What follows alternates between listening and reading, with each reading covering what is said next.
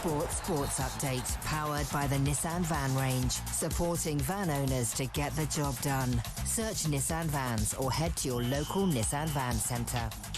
Good afternoon, it's 1 o'clock. Here are your sports headlines. I'm Will Hobbs, and the head of West Midlands Police has said sorry to MPs for giving them false evidence over the decision to ban Israeli fans of Maccabi Tel Aviv from Villa Park in November. Craig Guilford says there was no intention to mislead about a security threat, but admitted AI was used in the intelligence report. The report referenced the Maccabi game against West Ham in 2023 that never happened. Shadow Foreign Secretary Dame Priti Patel says he should resign.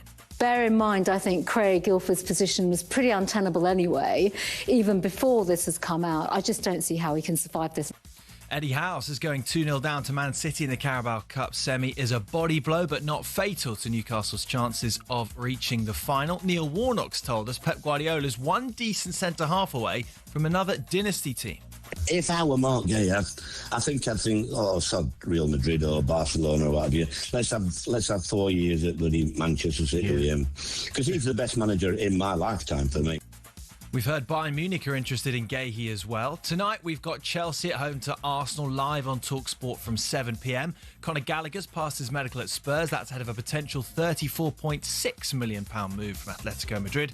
Rugby Union, Newcastle Red Bulls have confirmed the signing of England scrum half Rafi Quirk on a 2-year deal to see him move from Sale Sharks at the end of the season. And amateur tennis player Jordan Smith beat Yannick Sinner on his way to winning nearly £500,000 in the 1-point slam in Melbourne. The unique competition sees amateurs and top players facing off in a 1-point playoff. Alcaraz, Swiatek and Zverev are among the big names to take part, with Smith beating women's world number 117, Joanna Garland, in a fitting finale.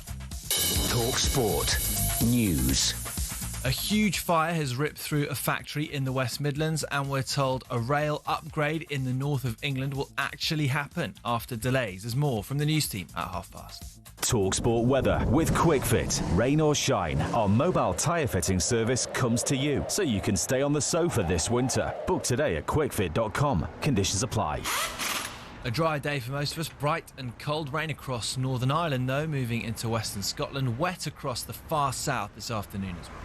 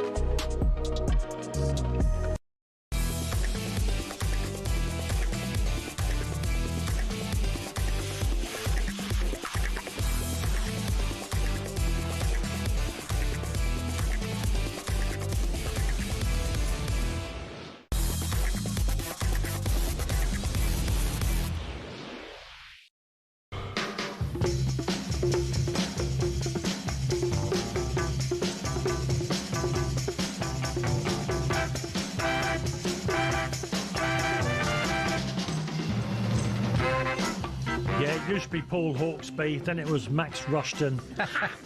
Ha! They've all fallen by the wayside.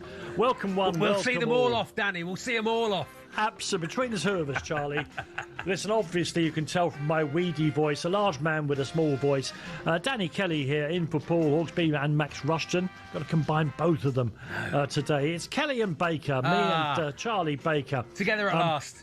Which is lovely, but absolutely lovely. I'll tell you something about Charlie's appearance. Of course, it's magnificent in just a little while, but welcome along to what should be three, I hope, entertaining, but certainly informative hours.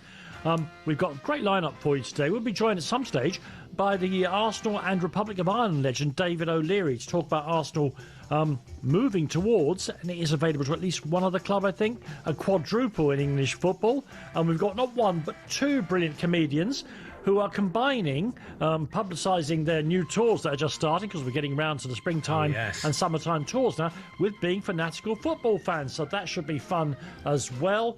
We'll also be looking forward in great seriousness with various of our experts to the semi-finals of the AFCON, which are taking place this evening and this afternoon, and to the second semi-final of the Carabao Cup, the first leg between, it's a London derby, isn't it? Chelsea and Arsenal. Yes. All of that, plus a Baker's dozen.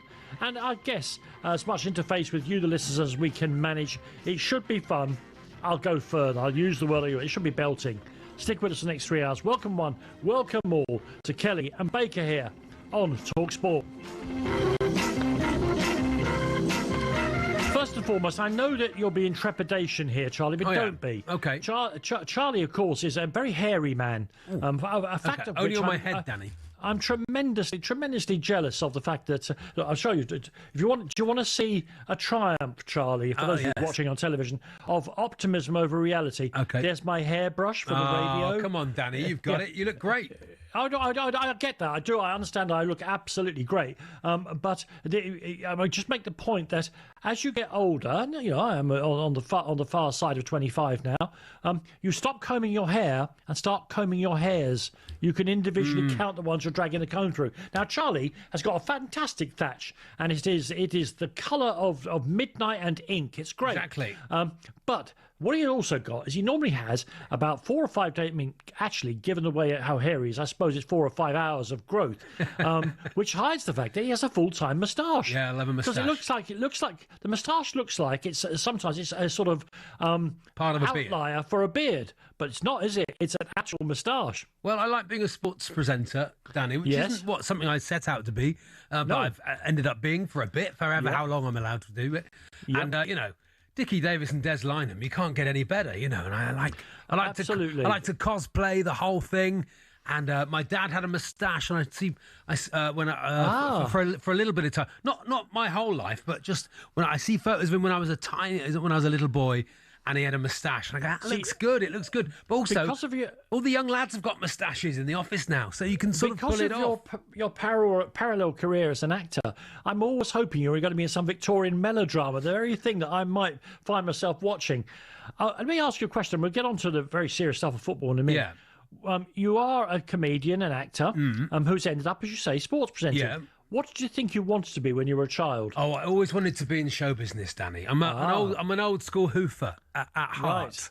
I'm an old school showbiz tap song and dance man. And can you still do dancing? Come and see me live in my tour when it goes on sale at the end of February. There is going to be the first half an hour is going to be tap dancing, singing the lot, the whole shebang. I'm throwing the kitchen sink at it for the first half hour, then sitting down for the second half. Excellent. And also, I've always wanted to be a dirty... In an oxygen tent, I presume. Exactly, yeah. A dirty nightclub comic as well is my other job, which I love doing as well, Yeah. All those things. Well, see, my problem is when people ask me, what do you want to be, Danny? The answer is, I ended up, I was a music journalist, and now I'm a legendary and much loved sports broadcaster. I'm national treasure. I think national treasure, Danny, of course. Yes, absolutely. That's not what I wanted to be. Oh. The problem is, what I wanted to be was a spy. Oh. And of course, when you say that, people always they automatically go, well, of course, if you are a spy now, you'd still be saying that, wouldn't you? Yeah, this is only a cover. That's what a spy would say, Danny. This is my espionage, my cover for my career in espionage. Although it has been pointed out to me by one or two family members of the less unkind stripe that Danny, you're pretty low. You don't enjoy the low profile that most spies might expect to carry on. You notice when you walk into a room, Danny, is what I'm saying. And most spies are super boring. Is that my beaming smile, Charlie? Yeah, I guess it is. It is, Danny. I guess it is. You're a big presence, a big happy presence. Yeah, and so, I like that. But if there are any agencies out there still looking for the sort of more mature spy at the end of the mature spy market, by all means, get in touch with me. Obviously, Danny, do not give you're giving this plot away here. This is Rich Osman's next multi-billion selling book. Is the aging spies. A group of aging spies go round the world. For a radio station in London, absolutely. Now, Charlie, this is all very jovial and hail fellow, well met. But when I met you earlier on in the incredibly detailed meeting that we do before these shows, you were wearing what can only be described as a scowl on your face. And it's the scowl of a football fan betrayed by the game itself. I am furious about it, Danny. I watched that game last night, and it was a brilliant game of football, I thought. Totally. Really great game of football. High quality. The skill level on show was just excellent. Players seemed really up for it. The crowd were madly into it. Everything you want from football, the escape, the joy, the romance, the skill, the passion, the energy. The jeopardy. Everything about it. All those things. And that VAR for 6 minutes. It just takes... It is not for the fans. Football is for the fans, and VAR is not for fans. I honestly don't think if I supported a team that had VAR that I could watch it anymore. I don't think I could. It is a thief of joy. It is the thief of love. It is the thief of... You and I are artistic beings, Danny, and beauty is in the mistake. The gold is in the cracks, and that is why we like football, because it is full of mistakes. I mean, look, I fought as hard as anybody, including banging on the desk so hard once at talkSPORT. The producer came in. He thought that something had happened in the studio, demanding help for referees. But of course, I was wrong. I admit it openly, and mea culpa. It is in the process of destroying the game. And I now think, Charlie, that the referees, when they go over to the sideline, should be forced to don one of those large Victorian top hats and a veil, because they're actually overseeing a funeral for the game. And individual matches like last night and the game in general. Put on your Undertaker's gear and go and do that. Do you know what?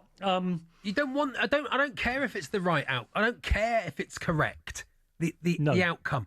Fans in the kids watching it, 8-year-olds, 9-year-olds, 10-year-olds going to a game. They don't care.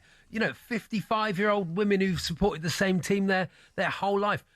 I don't think people care if it's the correct outcome. They want to have a good time and lose themselves in football themselves. I watched the FA Cup tie between Spurs and Villa. I was deliberately using myself as a guinea pig. There's no VAR at this stage of the FA Cup. And Spurs had a couple of goals disallowed for offside. They weren't contentious decisions, but I remember thinking, at least I'm not having to stop this whole game now. The lines person has bunged their flag up, the assistant referee, whatever they want to be called these days, bunged the flag up. We've all go on with the game. There wasn't a forensic, mathematical deconstruction of what, let's be fair, football is chaos. It doesn't lend itself to this kind of judgment. You'll find a mistake in any build-up to any goal. You'll find something. If you look hard enough, you'll find something. It's like we watch a panto and they stop halfway through for Widow Twanky to do her tax. Okay, children, we're going to stop for 5 minutes and we're all going to watch Widow Twanky's going to do her tax account just for 5 minutes. Can I include stationery in this?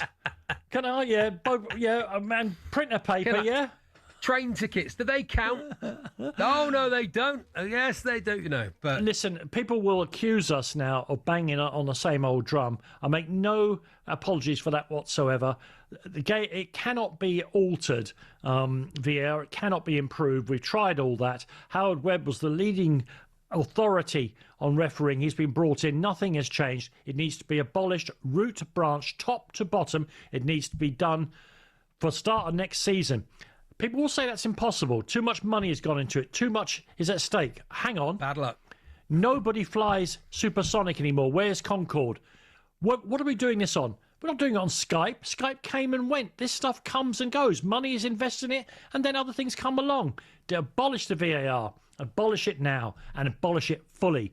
A theme I think that we might get some backup for with our next guest. He's my old friend and, of course, co-presenter here on talkSPORT. He was at the game last night as a Newcastle fan, has much to say about the match and that incident. I'm delighted to say that Micky Quinn, so many goals, will be joining us next here on talkSPORT, where you're listening to Hawksby and Jacobs, or in this case, Kelly and Baker, in partnership with Toolstation. Stay one step ahead, whatever the job. Next stop, Toolstation.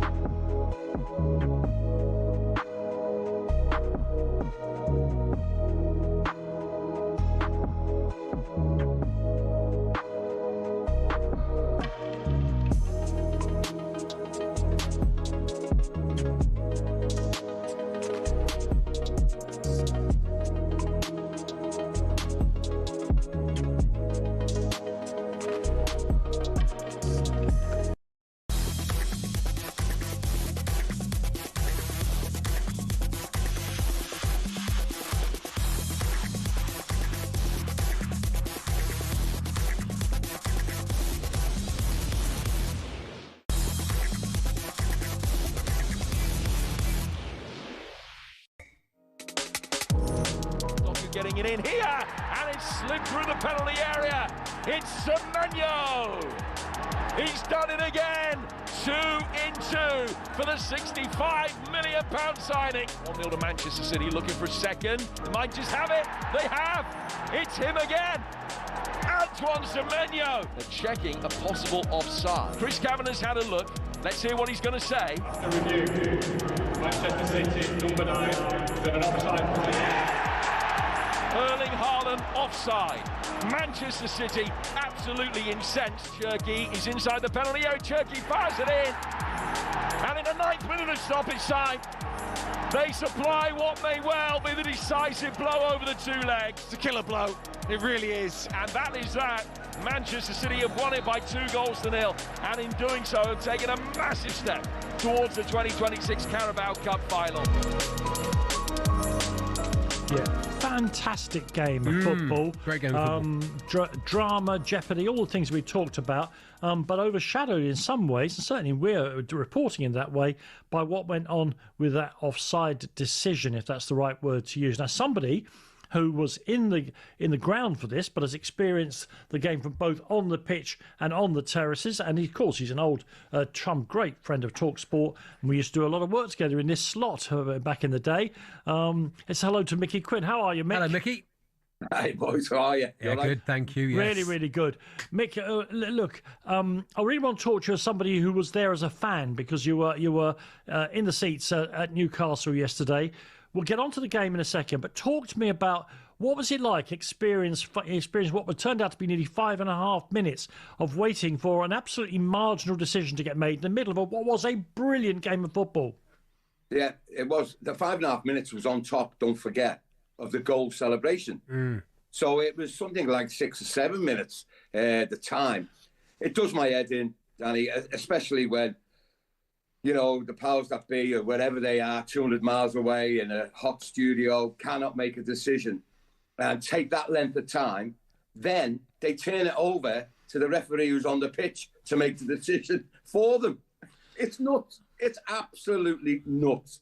I think you've got to come to a decision now that even with the hundreds of millions of pounds spent on technology and grooming people to do this particular job, I just think you've got to scratch it. It's not working. It's blatantly not working. And the reason I'll say that now is because, refreshingly, I watched a few FA Cup ties the weekend. No VAR. Goal celebrations without the game stopping. Fans getting on board, enjoying a goal. Okay, there was one or two debatable offsides, but they weren't even argued by the players, which was so refreshing. And I just think they've got to scrap it now. We've tried. It's no good. And you're right, Mickey, to say that for all the money invested, as I say, you could say the same thing about Skype or Concord or a million other technologies. These things come and go. We've tried it. It has proven to be a failure. One thing I would say, though, very quickly on this, there's one rule they could change in the morning, and it would help everybody, and that is if you're offside in the 6-yard box, regardless of what else is going on in the game, that should be just flagged as offside. This thing where people are not interfering with the goalkeeper's line of vision, of course they are. You're interfering with the positioning of the defenders. At the very least, if it's in the 6-yard box, I know then we'll have arguments about who's in and who's outside the 6-yard box. I don't understand. Just disallow it, because clearly you're interfering with play or attempting so to do. Definitely agree with that. And I also agree, I think the offside rule itself now is a joke. We looked at the Verts offside, which was onside, which looked offside.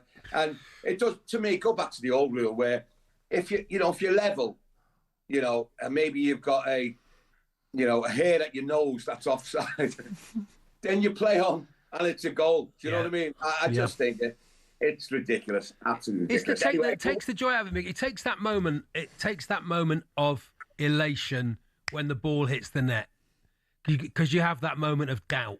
And football is to take away those feelings in our lives where we feel doubt and feel fear. It is to give us that moment.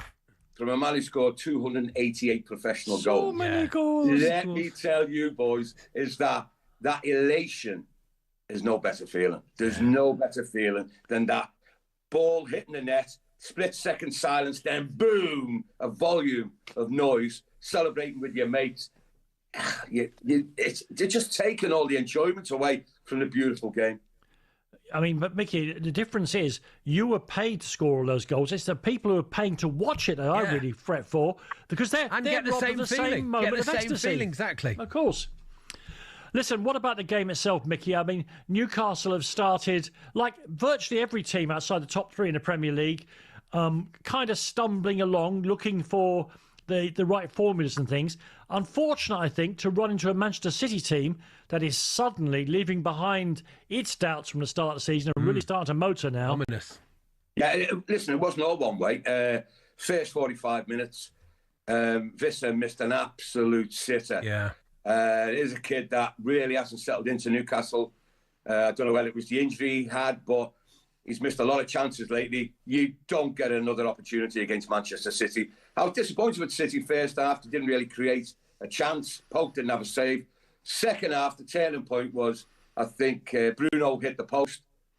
And then City, after that, took hold of the game And to tell you the truth, I thought Newcastle looked a bit weary. Danny, they've had a lot of tear-ups recently with the Bournemouth game, the FA Cup game, 120 minutes, the Leeds United game, 3-3, end-to-end, proper football, proper entertainment. And then, you know, City cruised through the Exeter game in the FA Cup with a cigar in the mouth, you know what I mean? So we've got a lot of games and a fixture list, and you want to have a look at the fixture list. I think it's Wolves, Eindhoven, Villa twice, including, you know, in the FA Cup, Manchester City again in the second leg of the semi-final, Liverpool. All these games are coming up. But look, that's a success of Newcastle at the moment. They went 13 games unbeaten at St James's before last night. I tell you what I thought was electric was Lewis Hall. Every time he got the ball, he looked to do something, to be creative, to beat a player, and he succeeded so many times. He looked fantastic, Mickey. He got injured, I think it was springtime last year, and I was touting him for the England left back. This kid is the next England left back. I'm telling you now. Now he's growing in confidence. He's over his injury. He could play midfield as well, boys, because he's skillful. He can beat players. He can cross a ball. He can defend. He is a brilliant left back, and he's the future of Newcastle United, along with Lewis Miley, who's only 19. And this kid can play any position. He's got such a good footballing brain. And Tino Livramento as well. He's only 21. He's out for 8 weeks now. But, you know, they've got a backbone. Marco Chow at the back as well, young defender. They've got a core of young players for the future, and I think they've just got to add to that squad now to strengthen up for the rest of the season.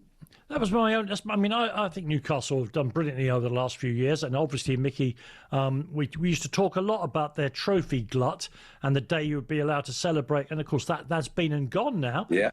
Fantastically. My only worry about Newcastle, Mickey, and tell me to calm down, is that they seem to me they just marginally rely too much on Bruno Guimaraes. Brilliant player, but you need at least. I think they everything has to go through him for it to be successful.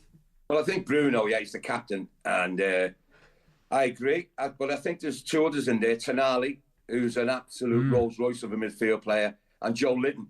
And when they're it's a great midfield. It's a balanced midfield, isn't it? But when they're on song, they are one of the best three in the league. But Lewis Miley's broke into that midfield trio, and he's starting to play exceptionally well. And Eddie's can afford to just rest one of them now and rotate, you know. So that's another bow as well. And let's mention Harvey Barnes as well. He's stepped up his game this season. He's got important goals. I think it's 12 this season. And from a kid that plays wide left, he's doing really well. Look, they're not far off, lads, a top 5 team, Newcastle. They're not far off. I agree. I'm amazed where they are in the league. I said to Danny earlier, I think they're having this sort of pretty good season. You look where they are in the league, but then it's so tight in the middle, isn't it? So it's... you win 3 or 4 games, you go right up the league, don't you? Yeah. They made it 6 the other day, weren't they? So, look, but they've got a tough fixture. If they can come through that tough fixture list now, then they can be knocking on the door of an outright Champions League place, I think. Mickey, it's been an absolute joy, and it's brilliant. Great to see you looking so well and still rivaling Charlie's thatch of I was pitch gonna black say, hair. Fantastic. When I have a moustache, people often shout Micky Quinn at me. So if you grow it back, Mickey, we can go out as, I don't know, the Proclaimers or, I don't know, something. It's the old cherry blossom. When it rains, I'm knackered. When it rains... Mickey, you're never knackered. I say, a joy to see you, my friend. Thank you for coming on, joining us. Cheers. Yeah, Micky Quinn there loves the game, and of course, just appalled by what went on at Newcastle. As he said, we got both views there very quickly. For the players, it's intolerable because they want to enjoy what they do for a living, and that moment of unalloyed ecstasy when the ball hits the net. And he was also in the crowd where that's the... why would you be paying 90 quid to go and watch, as Charlie said, somebody fill out their tax return while we wait for the entertainment to recommence? You're listening to Kelly and Baker. I'm hoping that we can keep up the standard of that first 30 minutes and not have to go over to a screen at the side of the studio to see what we should do next here on talkSPORT.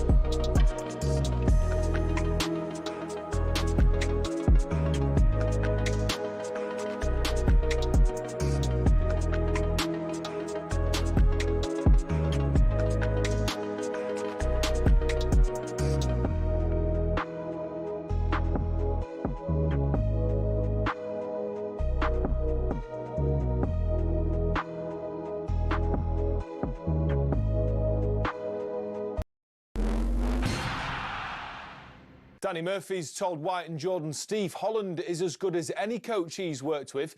Danny says Michael Carrick's new Man United assistant is great at making sessions relevant. So if Michael wants to play a 4-3-3, they'll set up that way. And if they're playing against a 3-5-2, for example, everything will be covered very well. And also, Steve's good at the enjoyment side of it, getting players, you know, keeping people high, keeping people enjoy the sessions when they're maybe not playing. Carrick's meeting his squad for the first time today. Remember, Man United host Man City live on talkSPORT this Saturday lunchtime. Now, former Premier League referee Chris Foy's told talkSPORT the 6-minute VAR delay at St James's Park last night was because semi-automated technology wasn't working. It meant that Stuart Atwell, the VAR, he in turn has to manually draw the lines and go back to where we were, and that took the time. And of course, it was a subjective offside decision. Semenyo's second was ruled out before Man City eventually beat Newcastle 2-0. Chelsea host Arsenal in the other Carabao Cup semi-final first leg live on talkSPORT tonight. And in the latest instalment of golf's civil war, John Rahm says he's sticking with Liv and won't be following Brooks Koepka back to the PGA Tour. Yeah, man, I'm not planning on going anywhere. I wish Brooks the best. And as far as I'm concerned, I'm focused on the league and my team this year, and hopefully we can repeat as champions again. Bryson DeChambeau says he's staying on the Rebel Tour as well. There's more on talksport.com.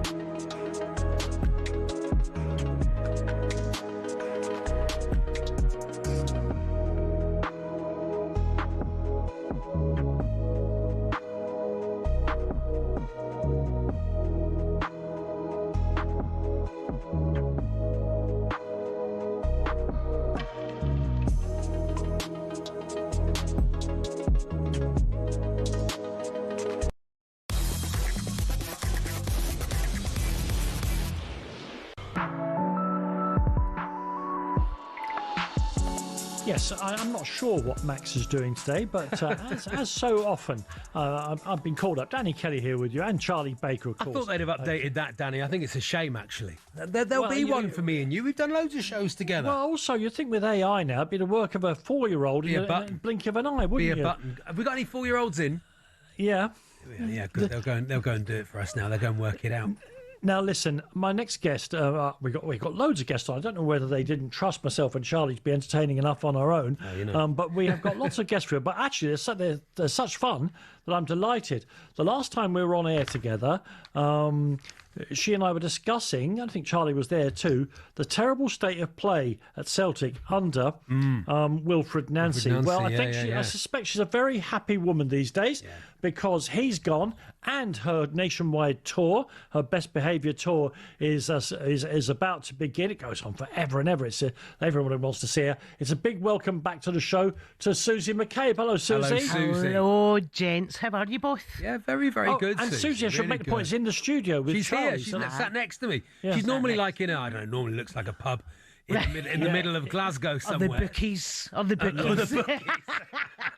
No, we can always tell, Susie, if you've got one of those little tiny half-sized biros behind your ear, we know where you are. Susie, first of all, let's do the football, and I can't wait to get onto your tour as well. Yep. The last time you were being very polite about Wilfred Nancy, and you were giving it sort of give the fella a chance. You can't be sure. I bet you're delighted Martin O'Neill's back in there. I am always delighted Martin's back. See, just listen, he's just a little magical man.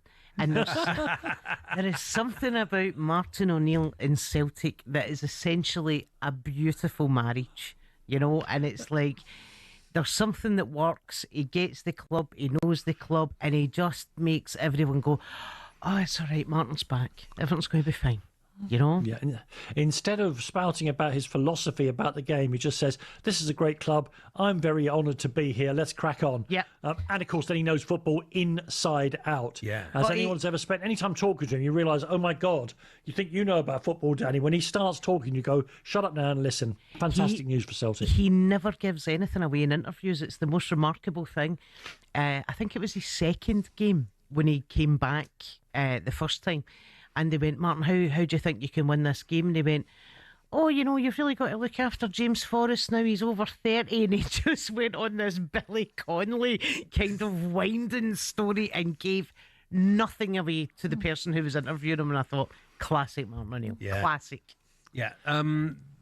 Wilfred Nancy's left. Paul Tisdale's left, who made the decision to hire Wilfred Nancy. People all know Paul Tisdale as the old Exeter City manager and MK Dons manager, and always seen as a bit of a hipster. Wilfred Nancy was the hipster's choice. Yeah. Will he be anything but a quiz question in Celtic history? Exactly who he should be, and that's where Paul Tisdale can go away and be a hipster and drink his IPA with some soda bread. On your way, Paul Tisdale. Thanks, but no thanks. Susie, if we can just bring you down from the Celtic happiness to another form of joy, no doubt. You're about to take your show, Best Behaviour, out onto the road. I don't know you well enough to be comfortable with this question. I'm going to ask it anyway. I know that you had a health scare, a pretty major health scare last year. Has that affected your comedy and what you're going to be taking out onto the road with you? Has it forced you to look at life differently? Yeah, I mean, I had a heart attack. It was in Bristol. It was the 25th of July, 2024. And I subsequently wrote a show about it. And someone said to me, did you think, when you were lying in the hospital? And I went, when I was lying in the hospital, I was in the ambulance and I sent a picture to my agent going, had a heart attack, mate. What a show we're going to have next year. And I think that's the way you've got to approach it. That's the way you've got to look at the world. You've got to look at life. You've got to look at the ridiculousness of certain things that happen, like going to do rehab and you're literally getting walked around a PE hall, a gym hall from school with a group of pensioners, and you're like, I could get myself in a few wills here if I play my cards right. Where there's a will, there's a way, Danny, This is how you think, though, isn't it, Susie? This is how comedians think. That's how artists think, Danny. I think you'll agree with this. Is obviously tragedy plus time is how comedy works. But I said to God, who did I say it to? I was talking to someone about this the other day, and they'd just fallen down the stairs. And he was a comedian, and they'd fallen down the stairs, and they're in hospital. And I said, but I bet as you were falling down the stairs, I bet you thought this could be a good bit. Yeah. Could. I mean, obviously, but this could be a really good bit. That's it, and I think you've got to approach the world like that, especially the way the world is just now. Like, I was sitting on the flight down to London yesterday, and I turned round to the person next to me, and we were chatting away, and I went, we could get off this 75-minute flight and find out that Iran doesn't exist. Who knows? Yeah. You know, but yet, you know, we've managed to lose Venezuela, 2 oil tankers, and Celtic still don't have a striker, Danny. Well, I don't think. I mean, you can blame the Venezuela thing on one person, obviously, but he can't be responsible for Celtic not having a striker. Susie, let's be honest. Tell us about the tour. What if when people no doubt are scrambling and tussling with each other for tickets, what will they be seeing when you take yourself onto the stage again? Listen, so I done this show for a full run at the Edinburgh Festival, and it debuted over 3 nights at the King's in Glasgow, and I love doing this show because it's great fun, because you talk, I mean, it all just starts with a heart attack, and then we go in and we talk about the recovery and all the ridiculous things, and then how people then treat you. You know, your friends that are like, you know, should you really be eating a packet of crisps? And you're like, you have literally just had a roll and a pie together. And you're chastising me for a quaver. Right, relax. So there's all that kind of thing. And then, you know, it's like silly things, like you walk into the pub and people go, I heard what happened. And you go, I'm all right. And they go, do you want a pint? You go, no, I'm not drinking just now. I'm in rehab. I'm recovering for my health. And they go, oh, you've changed. Like, I know. Like, they'll be the people at your funeral going, she certainly hit the pints when she came out the hospital. Yeah, So they'll be standing over your box, Susie, going, oh, you've changed on the ground now, are you?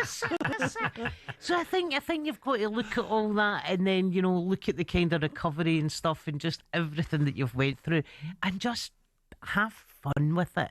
It's a pretty horrific thing to go through, but you know what, have fun, and it actually helps you as a comedian. I don't know how you feel about this, Charlie, but there's a kind of cathartic unburdening of yourself, isn't there, when you talk about stuff? Yeah, I think our job is to be a mirror. Yeah, a mirror to the audience. If you've experienced something that maybe is painful or maybe hurt, that you can say, look, this has happened to me, and then it becomes a universal experience. Totally. And I think that's the thing that makes comedy great, when someone's sitting there and, you know, I remember talking about my beloved grandmother dying, and I had a whole bit about the funeral and everything, and a guy came up to me in the Glasgow stand. A guy came up to me and he went, I didn't want to come here tonight.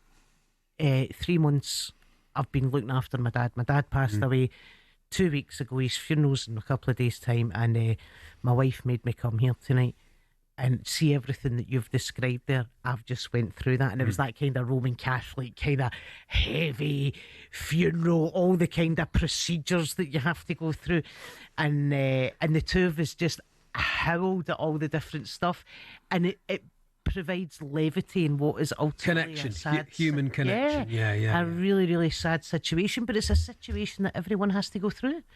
And that's what football's for, isn't it? Football is human connection. Football is life. Football has tested my heart to the max, and we're near the end of But people will say you're a Celtic fan, you win everything. How would you cope if you supported St Mirren? Listen, it's not even about that. I think if you think this time last year we were within a minute of getting a result in Bayern Munich, and now we're sitting 3rd place in Scotland, looking at maybe being in the Europa Conference League next season.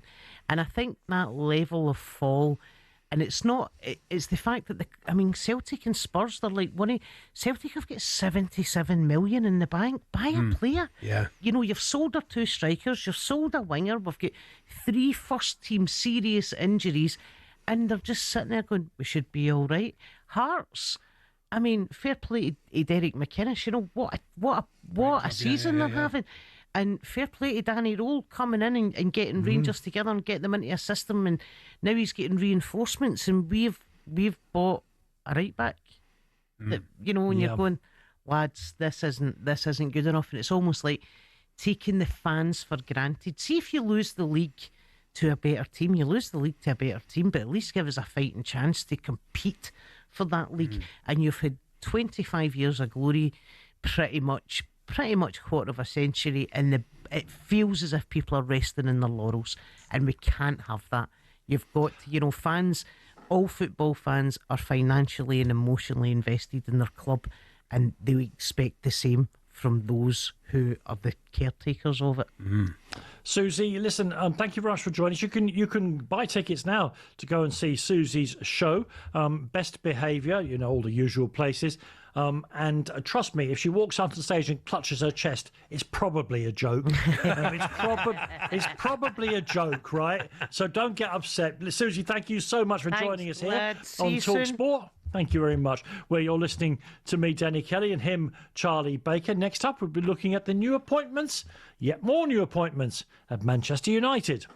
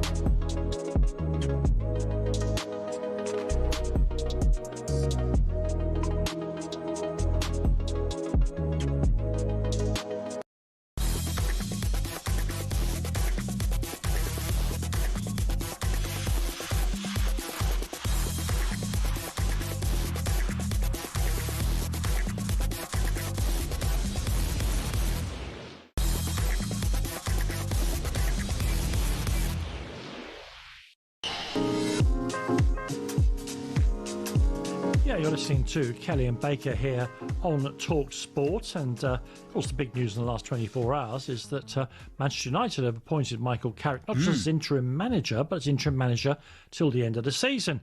And the new interim head coach, Michael himself, has shared his confidence in the team's clear philosophy ahead of their upcoming match against Manchester City.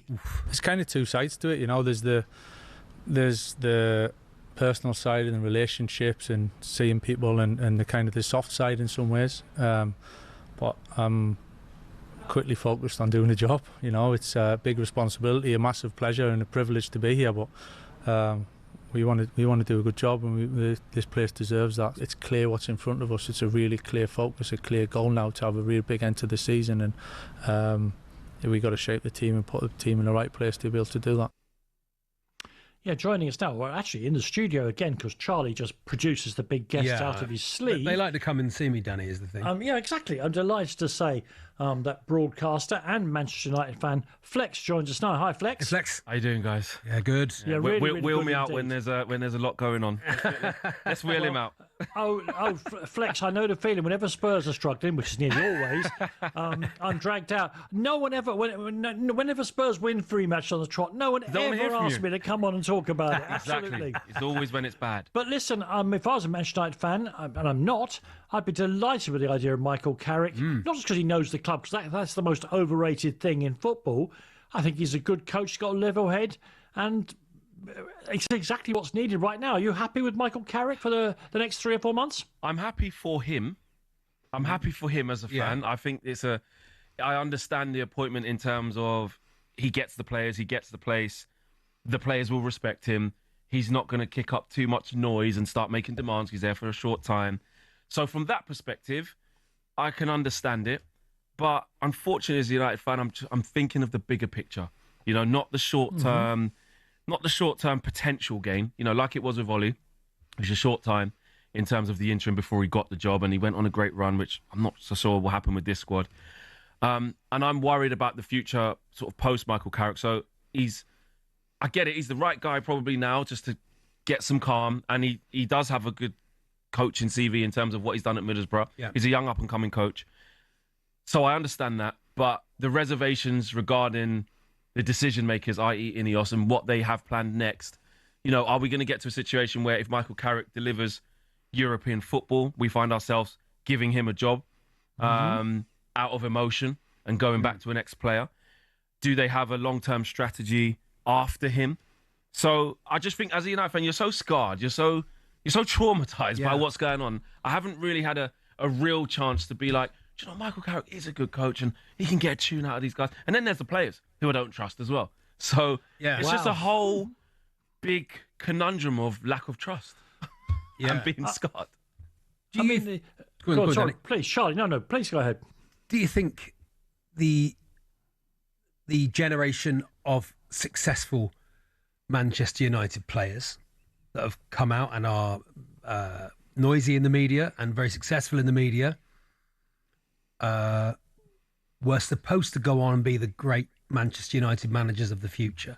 So not one player from that era has come out and had a hugely successful coaching career. They've all had very successful media careers, not all of them, but lots of them. Even Roy Keane has not had the most successful coaching career. I'd say Carrick had a good, 5-6 years at Middlesbrough. I said he had a good. He seemed to be a safe pair of hands. About 3 years, but he had a good safe pair of hands. Had a good coaching career. The best of a bad bunch of coaches. Yes, but I think. No, I can hear Steve Bruce and Mark Hughes actually pressing the buttons on their phone as we speak, Charlie. I'd say they're the previous. I'd call them the previous generation, Danny. Okay, but I see what you mean. I take the point. I take the point. You mean that last crop of players? Yeah, I get what you mean.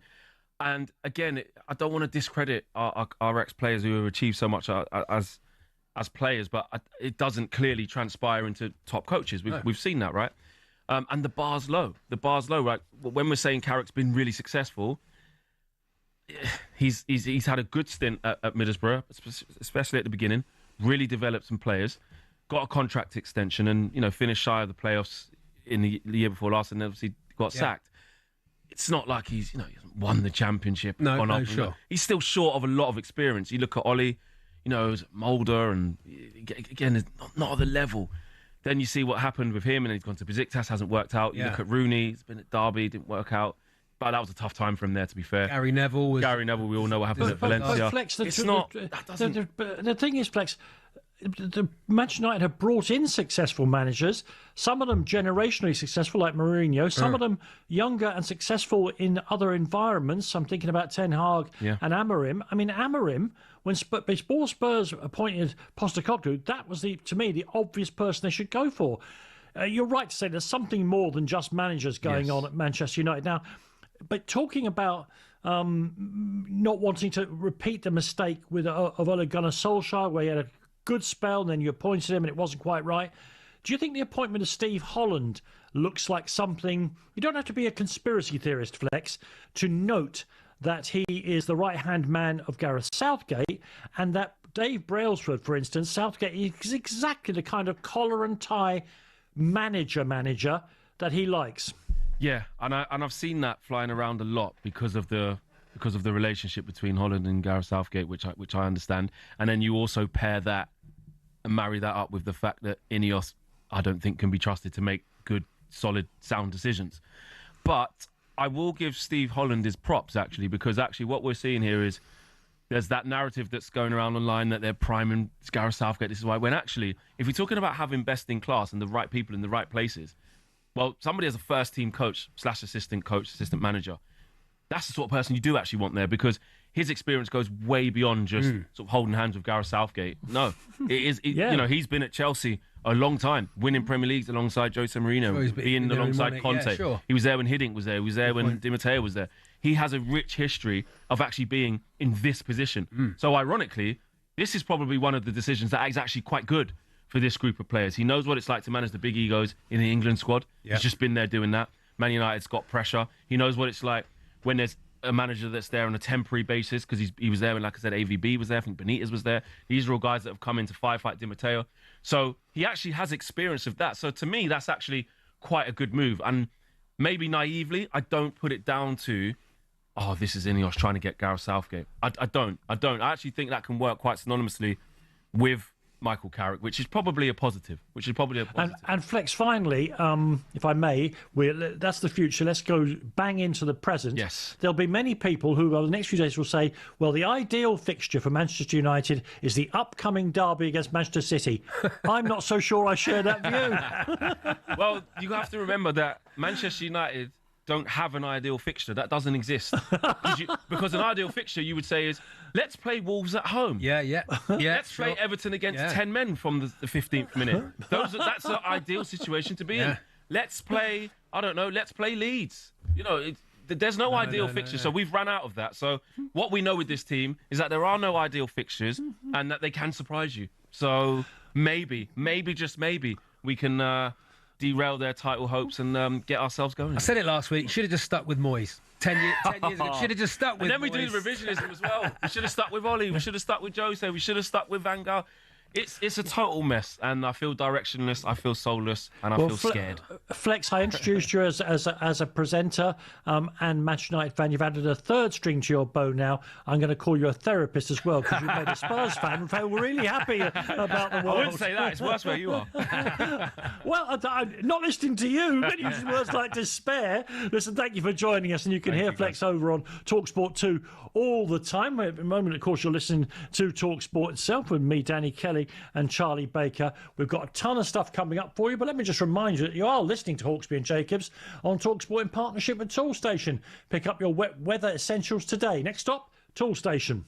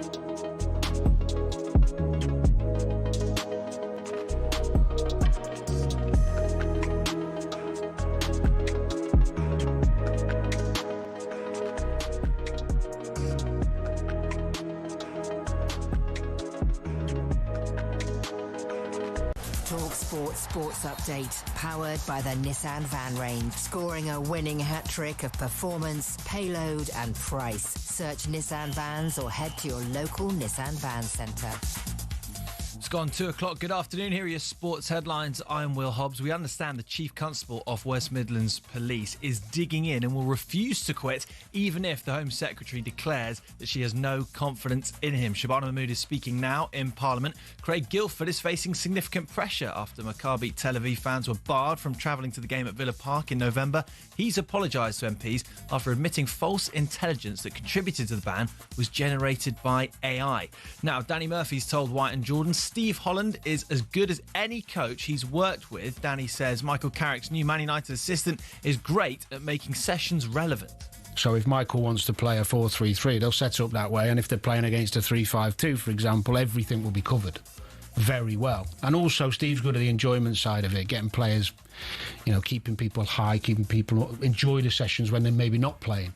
Carrick's meeting his squad for the first time today. Man United, of course, host City live on talkSPORT this Saturday lunchtime. Speaking of City, former Premier League ref Chris Foyce told talkSPORT the 6-minute VAR delay at St James's Park last night was because semi-automated technology wasn't working. It meant that Stuart Atwell, the VAR, he in turn has to manually draw the lines and go back to where we were, and that took the time. And of course, it was a subjective offside decision. Simon Jordan, meanwhile, has very little time for those who continue to complain about VAR.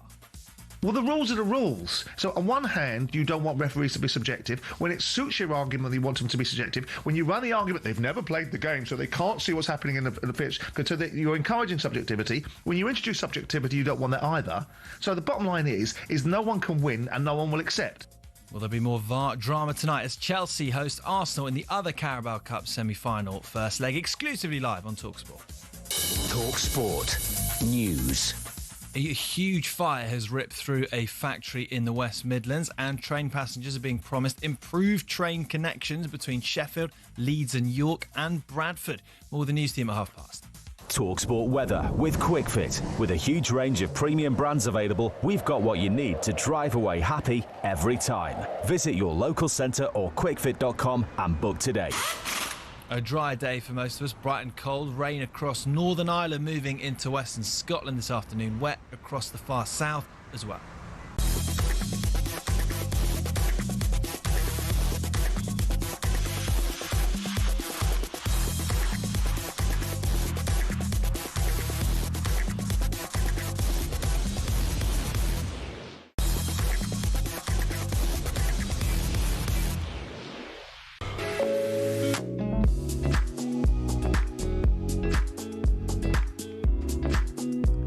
Welcome to the second hour of 3 of this afternoon's edition of Kelly and Baker.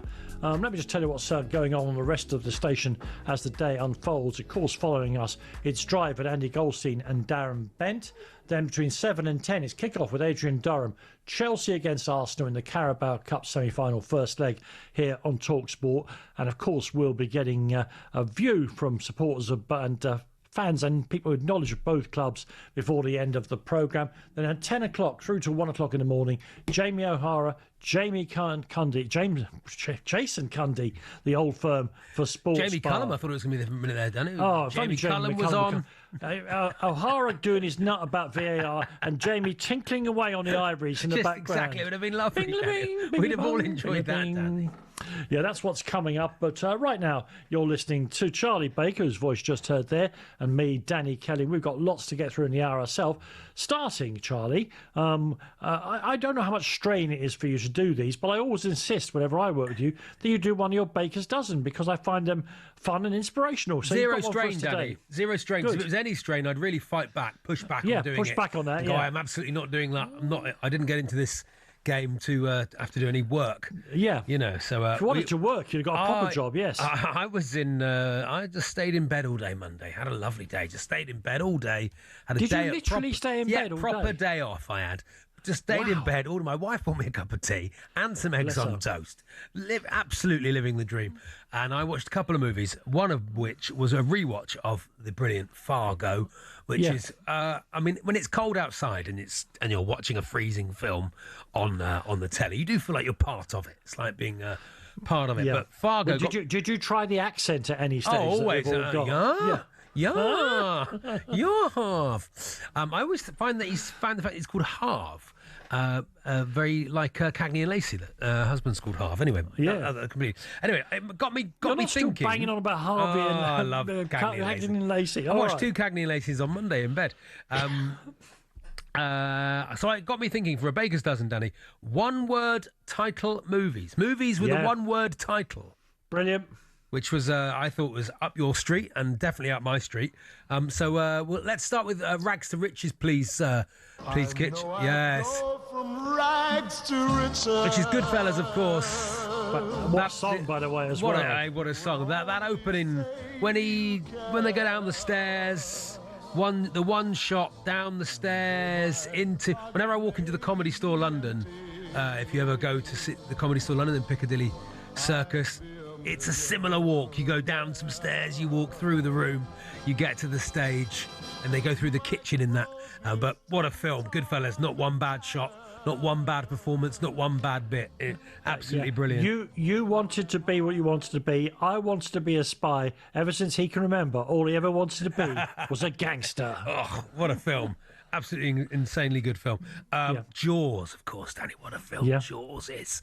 It's slow, but it's so great. I made the mistake once on holiday of showing it to my, at the time, 9-year-old son, who then did not sleep for the rest of the holiday, and I was called all sorts of names. But what a brilliant film. Amity Island and Roy Schneider and, incredible performances.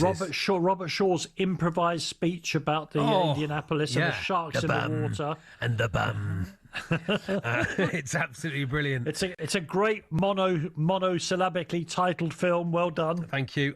So Jaws, Fargo. Where are we going next? Well, Jaws is the same film, I've been told, and I don't know if this is true, as Duel. The film Duel. Have you seen Duel? I can see the things. Yeah, when he had less money to spend on Spielberg. And the fact that the truck is the shark, basically. Yes. Yeah.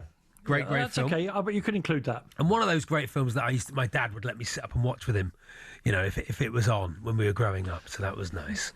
Casablanca. Oh, God. Yeah. I think it's just an absolutely amazing piece of work. It's one of the few films that manages very, very happily to include comedy and romance against a background of Nazi oppression. It's an extraordinary film. And Bogey is so cool. Despite looking like your average middle-aged dad, he's so smooth and sexy and cool and hard.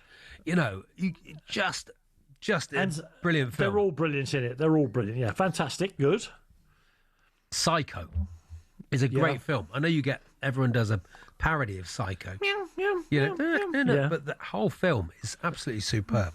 Brilliant. Yep. All the Hitchcocks are good. Rope's a good one, but that's not on the list. No. What about Frenzy? They're all good films.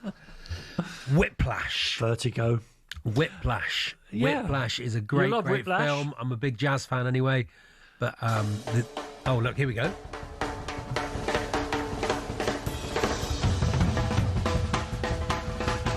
Yeah, that's the truth is, Whiplash is a film about having to spill your guts on the altar of creativity. Exactly.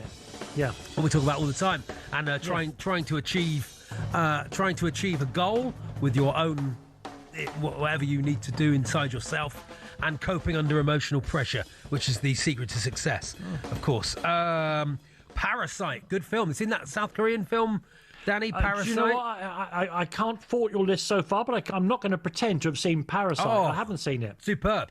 You'd love it. Really, really great film. Good. And you enjoy it. Ratatouille is my favourite Disney movie. It's about, I was struggling to think that's one word, but it is one word, isn't it? It's about a rat who becomes a Michelin-starred chef, and by living in a chef's hat. And it's an absolutely brilliant story. I don't know if it's a true story or not. They don't say at the end of the film if it's based on fact. But superb. Can't really go much beyond Rocky. You have to say. But does Rocky... Then I said Rocky, and then I thought, I wonder if Rocky has a full title. I don't know if there's it is just Rocky, is it? I think so, yes, yeah. Because there are some of them where at various, I thought about the Great War film Patton for this, but in some parts of the world it was called Patton Lust for Glory. Oh, you see. Wouldn't have counted. I disqualified it, yeah. Wouldn't have counted. Manhattan, the Woody Allen film. We are separating the art from the artist, and we got a bit of Manhattan. I had the song. I had a bit of Ella Fitzgerald lined up for this, Danny, but not to worry. Bit of a shame, but great. Oh, here it is. That isn't the song I asked for, but there we are. That was the man I love. No point at all to play that. Do you know what was so lovely about this, Kitch? Charlie, if I may interrupt, is that, believe it or not, on my computer, I'm sorry, as well as being a national treasure and a swimsuit model, I'm also a nerd, right? Yeah. On my computer, there is an ever-changing list of my 500 favourite films of all time, in order, right? Yeah.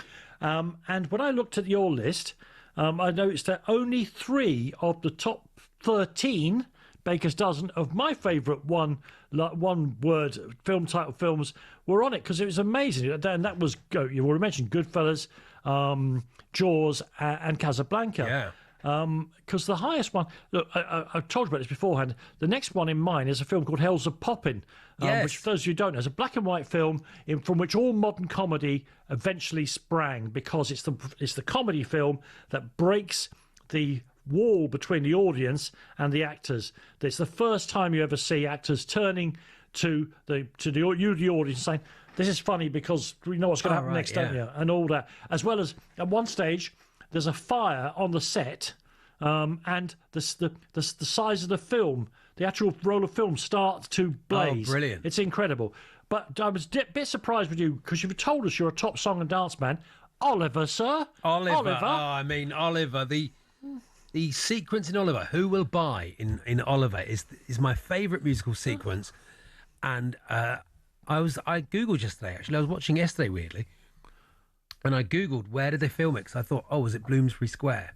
It's in a lot on the back of Shepherd's Bush, of course, Danny. That doesn't quite count. Charlie, I must have watched Oliver, and I don't want to exaggerate, I must have seen it in detail with nothing else going on 20 times. And the last time I watched it, the sequence where they're doing the dancing with the sides of meat over their shoulders, and all the various tradespeople are doing the dancing. Yeah, that's Who Will Buy, yeah. Yeah, the washerwomen are doing that thing, wiggling their backsides. I've never seen this before. It's an incredible film. Every single person, including all the extras, are acting their minds out. Oh, it's amazing. Yeah, brilliant. I'll just go through very quickly. Chinatown, Dracula, Unforgiven, Kes. There's China and Town. Is that 2 words, Danny? It's one word. Airplane, I said as well. Airplane. It's a great film, Yeah, it is. Is that your 13? I think Bullet was the other one. Bullet was the last one. Steve McQueen. Bullet. Yeah. Yeah, and the lovely chases up and down the very steep streets of San Francisco. That was lovely, Charlie. Few texts have come in. Papillon, that's a good film. Yeah. Thank you, WD. E.T. is 2 words, I'm saying. Colin in Bristol says Predator. I'm assuming he's saying about the film. Unforgiven. Unforgiven, Simon Fish says. Ghost, Kevin says he likes that. Someone says The Wild Geese. That is 3 words, John. That's really not even not 2 understanding words. the Grease, not as good as Oliver, I'd say, Abby. No. Is this talk film? It was for a bit. There we are. Yeah. So we'll just leave this section by saying Charlie had almost got that all right. I'll just leave by saying performance, Elizabeth, Fantasia, Sleuth. Oh, Sleuth's good. And on, Sleuth's and on, good. and on. Come on, music, please. Cut in.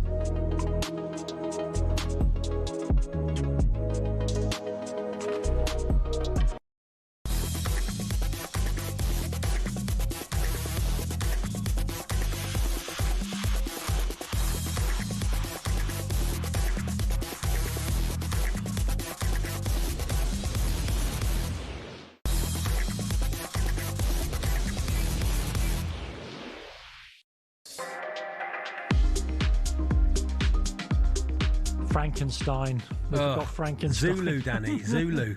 yeah. Zulu. And listen, people complaining, is this talkSPORT or talk film? Charlie's brought in here because he knows about everything as well as football. Every single thing. Absolutely. I don't have maths GCSE, Danny, but I do have grade 8 tap, so I don't know if that counts. It's different skills. Is there anywhere on YouTube I can see you dancing? Yes, you can, Danny. Yeah, okay, yeah, great. I'm looking forward to that. That'll be what I do immediately after the show. Now, we heard earlier on that Charlie had spent not just a few hours, but the whole day on Monday in bed, having a proper day off. Yeah. Somebody else who's had the most extraordinary holiday is Tony Afoki, who's been out at the AFCON for what seems like several weeks now. He's working hard, Danny. He does 15 minutes here and there, and the rest of the time it is no doubt something sumptuous to drink on a beach in the glorious sunshine. Hello, Tony. Hey, again. Tony. How are you, man? Good, guys. How are you? Yeah. Really, really good. Looking good. It's looking good for Nigeria, Tony. Your tip? Yeah, do you know what? I don't usually get these predictions right, but it's looking really good, Nigeria, at the moment. Let me just explain to people that the AFCON semi-finals are this afternoon and this evening, and they are huge games. Senegal take on Egypt, and then later on in the evening, Nigeria take on the hosts, Morocco. And Tony, I think we talked about this when you had another break from your holiday on Sunday on Trans-Europe Express. And this has been an unusual tournament because the AFCON is notorious for massive upsets, and yet these are the four. If I was forced to pick on form and power, these are the four teams I would have picked for the semi-final. Not making out that I'm great or anything, but it's a different kind of tournament. The big guns have all fired. Yeah, 100%. You're right, Danny. The big guns have fired. This is the first time I've ever seen no upsets in the AFCON, the cream rising to the top. And in the we saw that in the quarterfinals. The only team I would say that maybe could have got there is Ivory Coast, who were the defending champions, so I think were quite slept on. But the fact that Egypt, the team who's won the AFCON the most, are there, you're not really surprised about that. But this is great. This is great for African football. It's nice to see the big teams rising to the top. And even though we do love the upsets and everyone loves an underdog story, it's nice to see the big teams going at it and going to see who's going to be the best team in Africa. What'd you put that down to, Tony? Would you say it's because the climate is a bit more even than other tournaments? Yeah, 100%. I would say the climate helps a lot of the players who play European football. I think for the first time, I remember watching the AFCON 2 years ago in the Ivory Coast, and that was 30 degrees non-stop. Yeah. And for people who are mid-tournament or people who don't play Africa, it was quite hard. But Morocco, I've been in the rain, I've been in the sun, I've seen snow, I've seen all different types of climates in this time in Morocco. So the fact that there's been no really hot days, even in Marrakesh, it was like 20 odd degrees, which isn't too bad. That's like a nice... Perfect for football, yeah. Day. Yeah, so it's been really good, and the top players have been enjoying the climate, and it's been something they're used to, not playing in crazy African heat. Let's turn to this afternoon's match between Senegal and Egypt.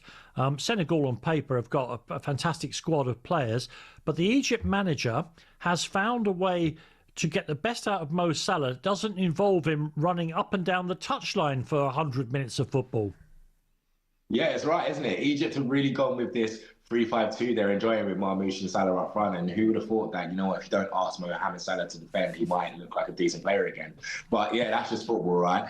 And the thing is with Egypt, this is Egypt, right? They're really good when it comes to team players that play in Africa and players that play together. And Mo Salah even said it himself that he doesn't consider them the favourites because a lot of them do play in the local leagues. But the fact that they've got here to the semi-final, the fact that they're the team that's won the most AFCONs, they've got history on their side. Their manager, who's someone who won those AFCONs when they've done their previous repeat between 2006 and 2010. So honestly, I really see a really good game tonight.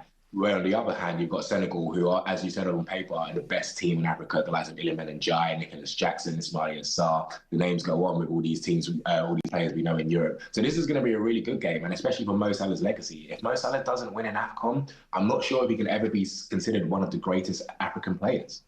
Omar Mamouche, Semenyo start getting such a good start for Man City is great for Man City fans and for Man City. Not so great for Omar Mamouche, because I think it probably means he's going to move on. Is he having a good tournament? Should Spurs fans be looking in his direction? Should any other Premier League fans be looking in Omar Mamouche's direction, Tony? Yeah, 100%. Omar Mamouche is a great player. You saw it at his time at Frankfurt, and he showed it in Spurs with City. And in this tournament as well, he was really good. He scored the opening goal against Ivory Coast 3 minutes in, and it was a great finish. And then in the group stage as well, he scored a really good goal. I think one thing I can say is about every single player, from the likes of Marmouche to even Hannibal, when Tunisia were in the time, all of the Premier League players have looked really, really good this tournament. And I think that's because of the climate, and it's just something they're used to. You've seen the difference between the players who play really good in really good leagues or European leagues in comparison to the ones that play in Africa. Not to say the ones in Africa are not playing that well, but at the same time, you can see that there's a massive difference in the likes of quality. Which takes us to this evening's game between Nigeria and Morocco. I think people who haven't heard this might be surprised to know just how much resource Morocco has put into soccer, as they would call it, football, over the past 10 or 12 years. The King Mohammed is absolutely obsessed with it. They have really invested. And of course, they made the semi-finals of the World Cup. They are world champions at least one age group. And here they are now at a home game to get to the final of an AFCON that would justify all this expenditure if they were to win it.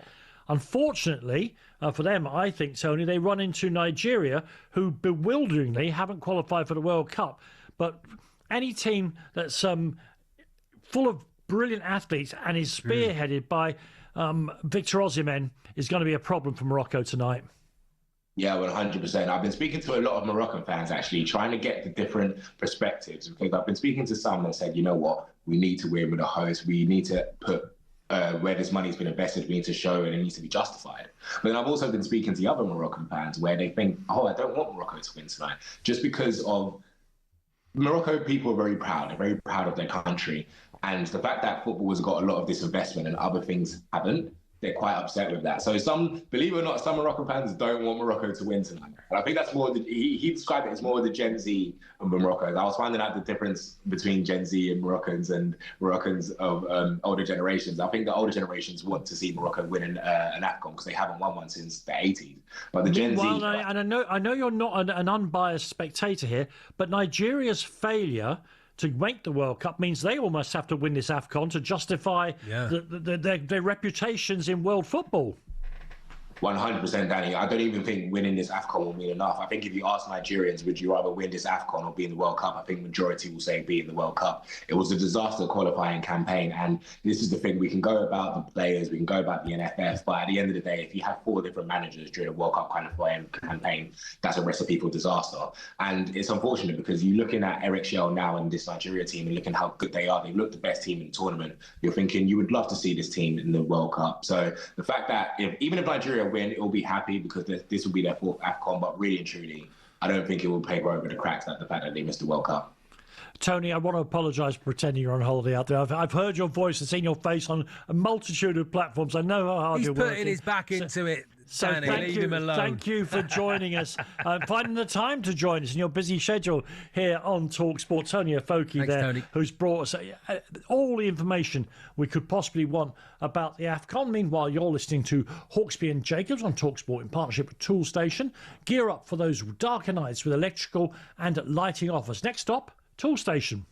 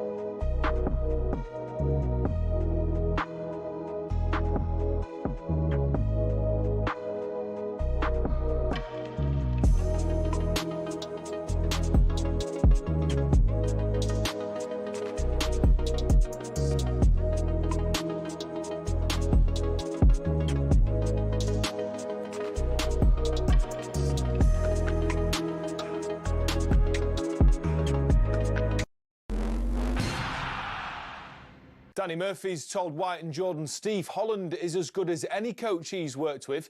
Danny says Michael Carrick's new Man United assistant is great at making sessions relevant. So if Michael wants to play a 4-3-3, they'll set up that way. And if they're playing against a 3-5-2, for example, everything will be covered very well. And also, Steve's good at the enjoyment side of it, getting players, you know, keeping people high, keeping people enjoy the sessions when they're maybe not playing. Carrick's meeting his squad for the first time today. Remember, Man United host Man City live on talkSPORT this Saturday lunchtime.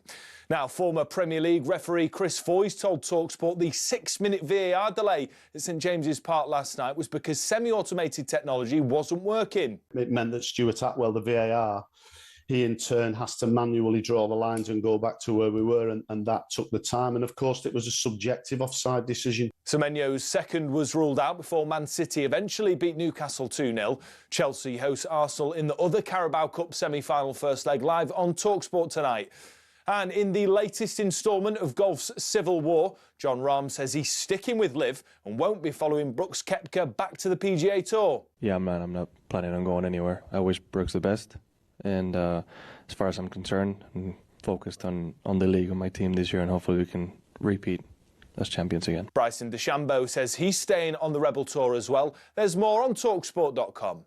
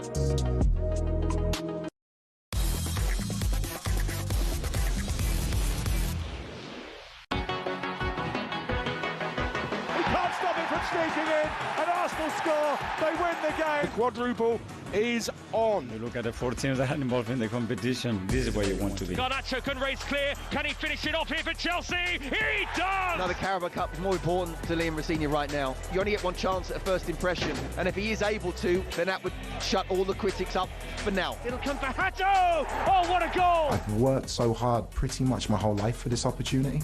I'm going to work 24 hours a day. I'm going to push them as hard as I possibly can to be successful. 10-man Chelsea won, Arsenal won. Looks like the Premier League leaders are going to drop points here at Stamford Bridge. There's definitely no excuse. This season, silverware has to land at the Emirates. Got to love the Carabao Cup. Guaranteed drama. Yeah, huge game tonight. Live here on talkSPORT, of course.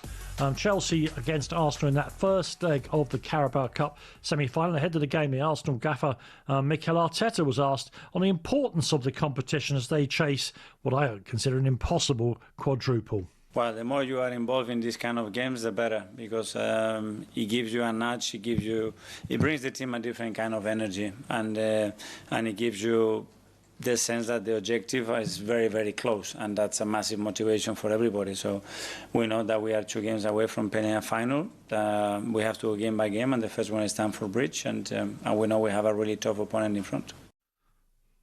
Yeah, to help us discuss this and much else besides, we're joined by somebody who I'm deeply conflicted about. With my Spurs head on, he's an Arsenal legend, which is unforgivable. With my Ireland head on, he's an Ireland legend, which is just the right thing to be. Hello, David O'Leary. Hello, David. Hello, both of you. Can I get in your good books by saying I married a girl about 45 years ago. She's putting up with me, and family are Tottenham season ticket holders, so I've had to put up with that. David, it works both ways. Mrs. Kelly is an Arsenal season ticket holder as well, so it works both ways, my friend. It's like Romeo and Juliet, you two. It's unbelievable. No, North London is really complicated, Charlie. It's really, really complicated. Yeah, can I know you brought me on and you didn't bring me on to speak about this, but I did catch you start of the programme, and I must say I totally agree with you about VAR. How frustrating is it? It drives you crazy. Oh, no, David, look, myself and Charlie are fans, and we lose that moment of ecstasy when the ball hits the back of the net because you're worried about whether somebody somewhere 200 miles away is going to see something that no one else has noticed. But it's just as bad for the players because they work all weekend and they know they work really hard to get that moment of getting the ball across the line, and then suddenly you're involved in standing around the pitch looking at each other for 6 minutes. It has ruined the game, David. Honestly, lads, I don't think we're going to get rid of it because it's too much money and too much politics involved. But you surely could start by maybe putting a time limit on it. They're trying to dissect it, whether it's, if you can't find that wrong or after 60 seconds, there's got to be a goal or that. And the other thing, for all it was so refreshing, Portsmouth Arsenal match on Saturday, and you think there's no VAR. I got into a habit after a goal was scored, a few of the set plays with Arsenal. Oh, we've got to wait now, VAR after you. Yeah, you find yourself tricking yourself, don't you, David? Yeah, without a doubt. And as I say, no, I think it's ruining the game, personally. Yeah, Charlie watches football in the lower leagues and has the pleasure of not having to have that ridiculous double check in your own mind when the ball goes in. What's not in doubt, David, is that we're watching, and I have to say, I'm happy to say it because it's true, we're watching the most efficient and best Arsenal team for a decade, and they are really in with a chance of everything they've entered, and they go into tonight's game as favourites, I think.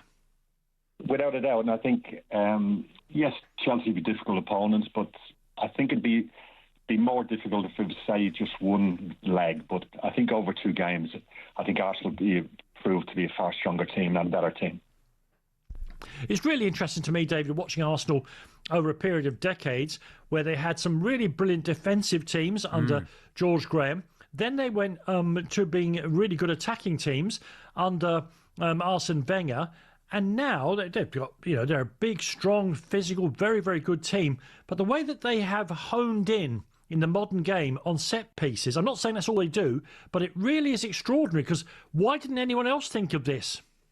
No, without a doubt. And you feel even when Arsenal get a corner kick, there's such a thing of, there's a great chance of scoring a goal here. And that must teams preparing to play Arsenal, they must be really working hard on, this is going to be a massive threat, which it is. And there's been many games this season at the Arsenal that it's been a grind, but what's got you out of jail is the set play, and it's proved invaluable this season. Do you think we're seeing the fruits of trusting the process?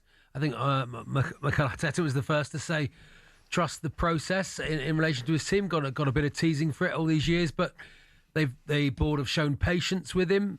They've backed him. They've built the team that he wants. Do you know what? I keep hearing about Mikel was under pressure years ago, and that I honestly didn't feel it that way. That they knew it was going to be, it was going to take time. They're willing to give him time. They've backed him immensely to put a squad together that's. I don't think he'd have a better squad. I think it's the best in the league. It's equipped to go and win the league, which I think they will do this year. We're on about talking about tonight's game. I think where it could really get the silverware going is they've got a great chance of winning a competition very early doors to say, put that to bed, we've already won a cup.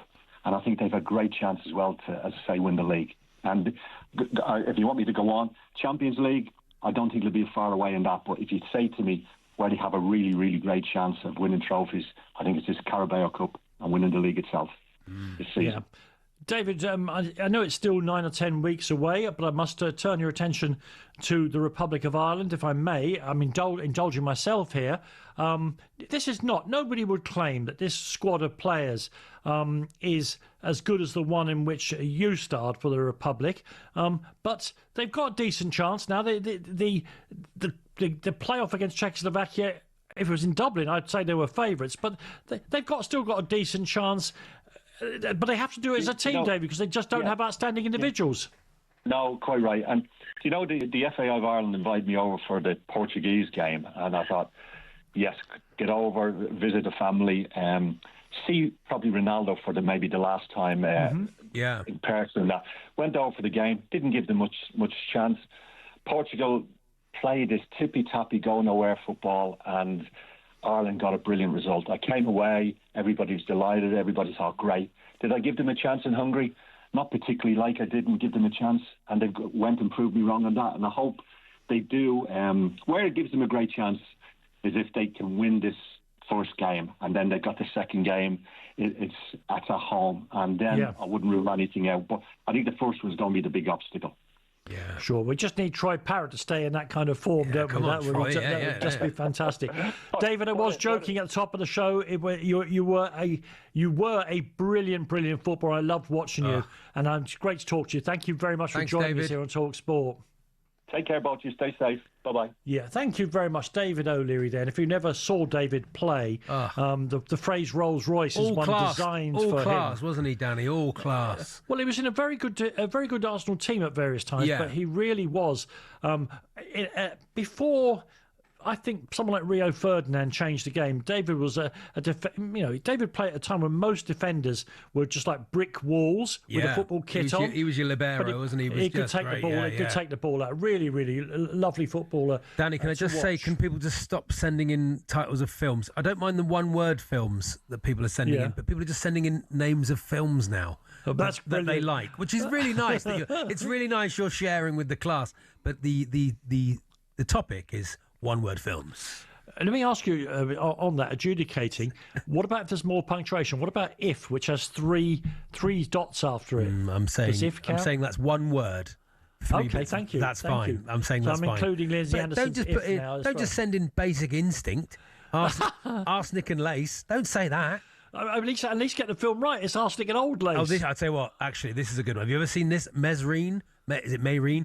French film, Mayreen. No. Is it good? I think it's part 1 and part 2. I think it comes in 2 parts. It is sensational. Absolutely right. It says, chaps, Mesrine, what a film. If you haven't seen it, do so now and get Max on to do the rest of the show.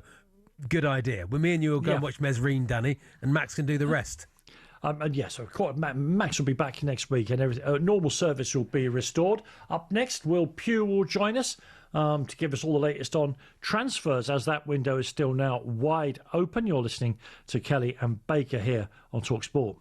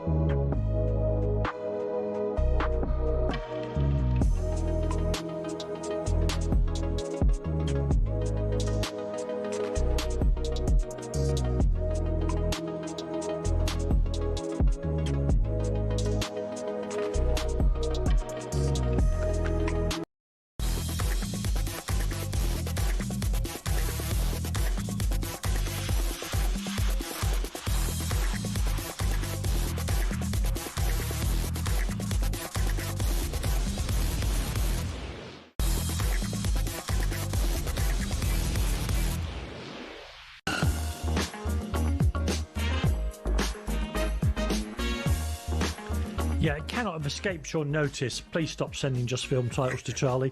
It cannot have escaped your notice that the transfer window is open. And as yet, I guess it's fair to say, we're almost halfway through the month now. There hasn't been a huge amount of big deals. They no doubt are percolating. Spurs will sign, I suppose, Conor Gallagher sometime. It'll be announced in the next couple of hours. To help us get across all of that, we're joined by Will Pugh. He's the host of Sunsport's new YouTube show, Essential Football Transfers. Good afternoon, Will. Hello, Will. Gentlemen, how are you getting on? Yeah, very good. Really good, and really good to work with you. The one that I'm really interested in is Lucas Paquetá, because A, West Ham can't afford to lose one of their most creative players. B, he doesn't want to go to clubs in England. He wants to go back to Brazil. And C, now suddenly he's linked with Chelsea. Quite. I was going to stop you there, Danny. But one of West Ham's most creative players. I'm a West Ham fan, by the way. I will just add that for just fairness reasons. But one assist and 10 goals in his last 55 games, 140 grand a week. West Ham's highest earning player, or joint highest, along with Jared Bowen. He was the stories coming out saying that West Ham's board or West Ham hierarchy are worried he might go on strike for our upcoming games. There's a lot of West Ham fans, Danny, worried that he might not go on strike and that he has to play. So I think a lot of West Ham fans, particularly after that show of petulance against Liverpool in November, would be quite happy to see him go. Particularly, why is it like that though, Will, at West Ham? Because Carlo Ancelotti, who's not a bad judge of a player, will have him in the Brazil World Cup squad. Yeah, of course. I obviously think he was excellent, on the verge of that £85 million deal to Manchester City a couple of years ago before the investigation into spot fixing. He was cleared of all that. That clearly had an impact on him. He was close to a move to Aston Villa in the summer as well. That sort of fell through last minute, and then he made the big song and dance of pretending that it was just because he wanted to stay and give West Ham fans another season for standing by him. But now they're struggling. That sentiment appears to have faded. Will he go? I think so. Yeah, I think if they can get the money, 35 million is the asking price. He's still got 18 months left on his deal. I think they paid 51 for him from Lyon. I think if someone stumps up the money, Flamengo and Chelsea are the two linked. I think Flamengo, definitely that deal's there if they can make it. I think those around him persuading him to stay in Europe. A few more quid might be on the table for him if he does that. But I'd be stunned if he's a West Ham player in February. It's a good job he got so much quality, to back him up, isn't it? That's mockery from a Torquay United fan, Will. Dear God. And also great success in the recent transfer market. Yeah, a notoriously excellent recruitment record. Well, no doubt we'll be fine. The real big thing, and I'm sure your podcast has reflected this over the last 2 years, the big change has been the entrance of Saudi Arabian clubs into the transfer market. The question that struck me was, what happens to these players once they come to the end of their contracts or towards the end of their contracts in Saudi, and when the tax laws change, when they've been there a couple of years? We've just seen Cancelo go back to Barcelona. The next one who could be returning to an old stamping ground is Ruben Neves, who's wanted, I think, by Manchester United.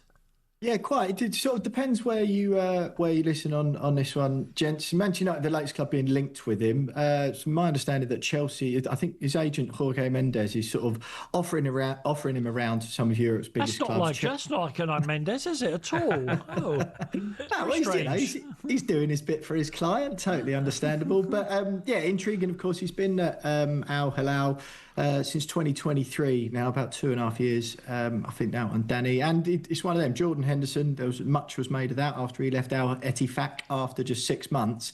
Some reports claiming that he didn't take any money at all. Some saying he took like a £10 million tax bill hit because you have to stay there for a couple of years. Yeah. Those aren't hard and fast rules. It's dependent on what's written into the contract. But yeah, Neves, I think, has certainly passed that. He's done okay out there at Al Hilal as well. But yeah, very much ready for a move back to Europe. I think Al Hilal wants 17 plus about 3 million in add-ons to get that deal done this month. Chelsea said no, but that was because of the turmoil with the manager. Right. So that's not 100% dead in the water. But yeah, Manchester United quite fancy it. Obviously, once they got the Carrick thing sorted, they could turn their attention there, and it would be a cheaper option than someone like, for example, Carlos Baleba, who they looked at last summer.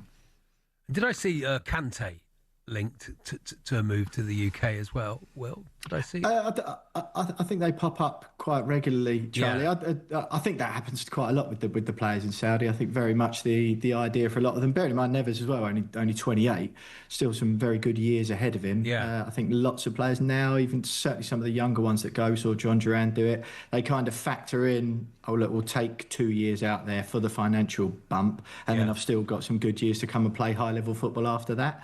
So I think you will see a lot of those stories a lot of the time. Well, talking about players with a lot of future ahead of them, I'm really interested in James Trafford, because I think if he was playing first team football, he'd be going to the World Cup. He's probably one of England's best 3 goalkeepers, but as he's not getting any, that's not going to happen for him. How long can he stand being a bench warmer? Well, if I'm honest, Danny, I don't think he can stand it now. I don't think he likes it very much. I think if it was totally down to him, he would move on. Sort of put into somewhat of a difficult position, because City had that buyback clause, didn't they, in the deal that brought him from Burnley back to the Etihad. Newcastle, they had the Donnarumma clause as well. Yeah, quite. But then there is always that risk, isn't there? You know, Pep Guardiola showing absolutely no sort of sympathy towards the situation, really. He said, I don't feel bad, he's a goalkeeper. I think Man City had done the deal, 31 million quid they paid to bring him back. Feels like he's not going to get first team football at Etihad, despite Guardiola being very complimentary, saying he could play for this club for a long time. Probably means he'll leave in the summer. Bit of a cold-nosed approach, but I think City probably bought him back for 31 mil because they could, knowing they'll be able to get rid of him for more money than that in the summer. So it's a profit-making exercise. Yeah, not ideal for football players to be talked about in those terms, particularly in a World Cup year. But let's be frank, it's not like he would have been starting for England, is it? Is it not as well that he's a British player and you need to have a certain amount of British players in your squad, and he can just sit on the bench and be one of those and take up that space?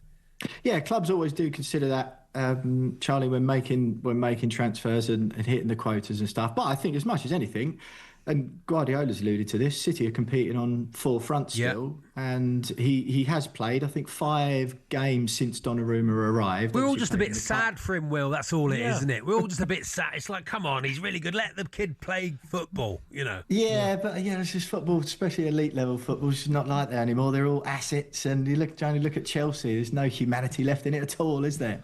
You're not supposed to say that with a smile on your face, Will. It's not a good thing. And finally, I mean, I'm surprised by this. I see that Donyell Marlon is going to Roma on loan. I say surprised because I thought he's done pretty well for Aston Villa. And speaking to Aston Villa fans, they like him. Yeah, Unai Emery likes him very much. Just not quite enough. He's not liked as much as Donyell Marlon would like to be liked. I think that made sense. Yeah, just not enough game time, really. I think 7 Premier League starts.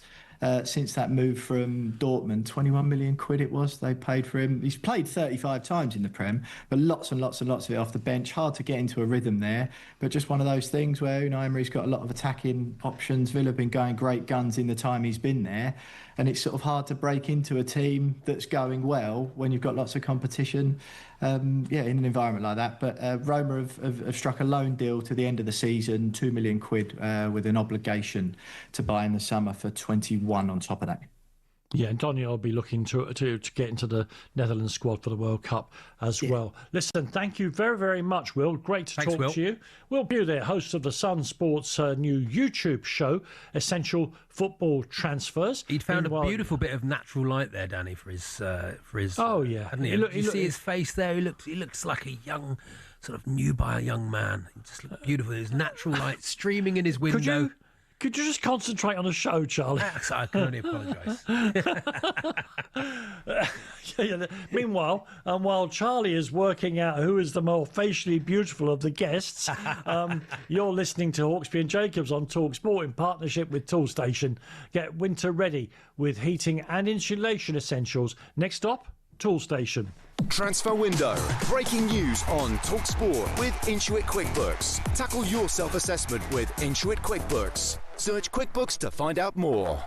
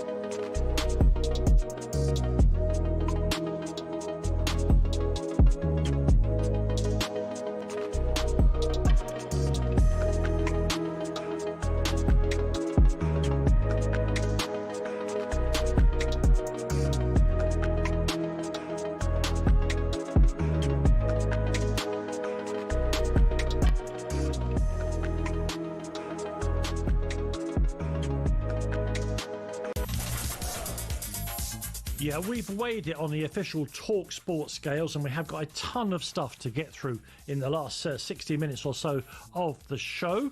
I'll tell you more about that in just a little while. First, though, we need to get right up to date with the news and sport headlines that come to you now from Will Hobbs. talkSPORT. Cheers, Danny. Good afternoon. The Home Secretary says she intends to restore the power of government to remove chief constables following a damning report into the West Midlands The police ultimate decision. responsibility for the force's failure to discharge its duties on a matter of such national importance rests with the Chief Constable.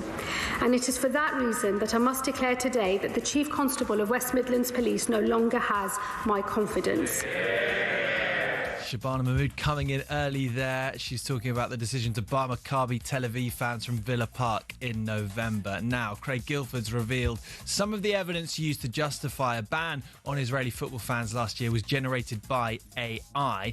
In other news, Simon Jordan says it's no surprise Antoine Semenyo has hit the ground running at City, but will it be enough for them to triumph this season? Despite the performance that Arsenal put in against Liverpool, I still think Arsenal were the best team in the Premier League, although they didn't show it against Liverpool. Yeah, so do and I still think that they won't. That irrespective of how much City's engines appear to be revving again, I don't think that they will win the Premier League. I think Arsenal will. City's next game is a talkSPORT exclusive and a Manchester derby at Old Trafford on Saturday in the early kickoff. Danny Murphy says Michael Carrick can get United back into the Champions League if he commits to attacking football. He's also impressed with the acquisition of Steve Holland on staff. My knowledge of Steve, look, he was at Chelsea. I think he stayed at the club for 5, 6, 7 managers. Yeah. Because he's so talented at what he does. In terms of his coaching, he's top-notch. So if Michael Carrick wants to play the more United way, which I think he will, I think United could have a decent second half of the season. Holland, of course, was number 2 to Gareth Southgate at England. And remember, tonight we've got Chelsea at home to Arsenal live on talkSPORT from 7pm. talkSPORT News. More than 100 firefighters are responding to a huge fire in a factory in the West Midlands, and Elon Musk says Grok will comply with UK law. More from the news team at 5:30. talkSPORT weather with QuickFit, where we've got more premium tyres than the number of times you'll hear, "Ooh, it's a bit nippy this winter." Book today at quickfit.com. A band of showery rain will sweep eastwards tonight, falling as snow in the hills to the north and becoming patchy towards the south, clearing skies in western areas later behind the rain.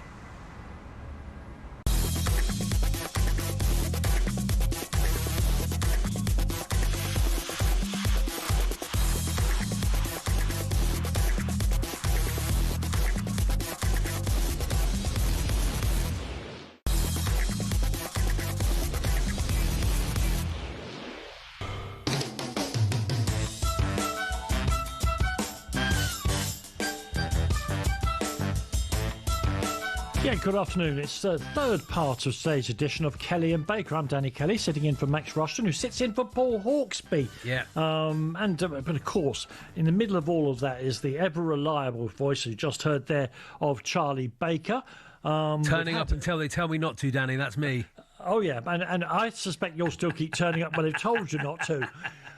We got a lot to get through in this hour, including Paddy's challenge, in which Charlie and I will reveal the depth of our sporting knowledge.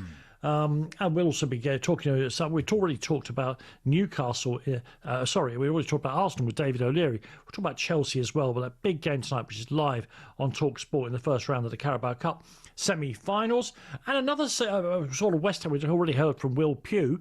Another long-suffering West Ham fan, comedian Mark Simmons, will also join us in a few minutes' time.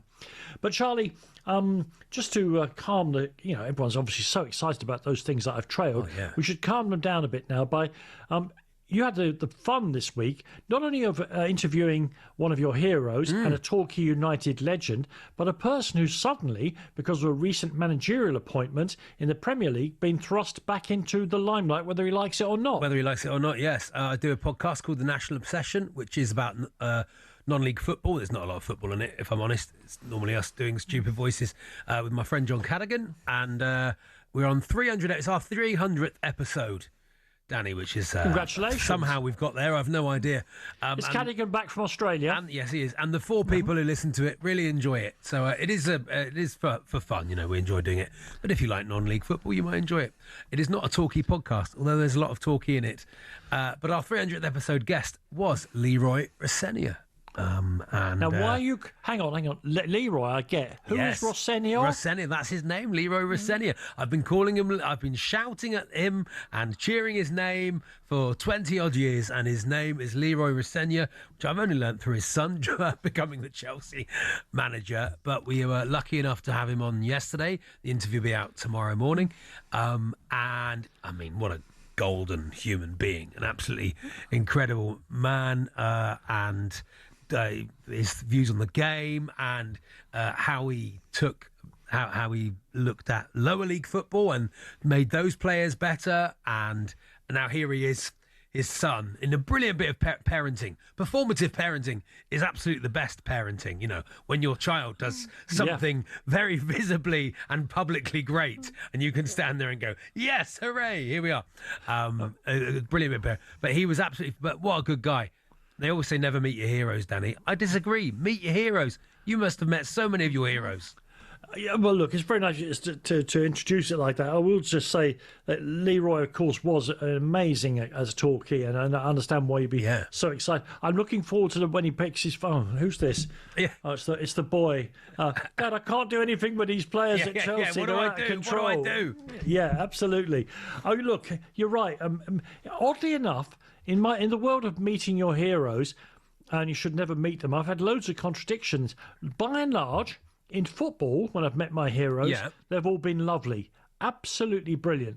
They're always very, largely, they're very grateful for your interest. And once they realise you know every time they kick the ball, whether it's Glenn Hoddle or Steve Perryman, whoever happens to be, they're very excited to spend some time with you. It's more complicated with pop stars because I'll give you two examples.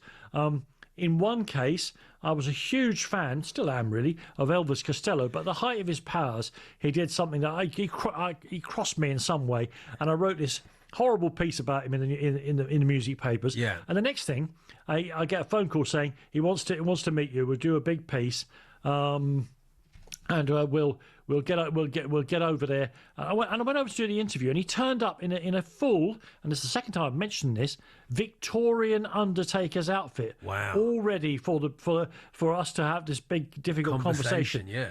He had a Gladstone bag, which he opened up, took out 2 bottles of scotch, took the top of the top and said, right, let's do this thing.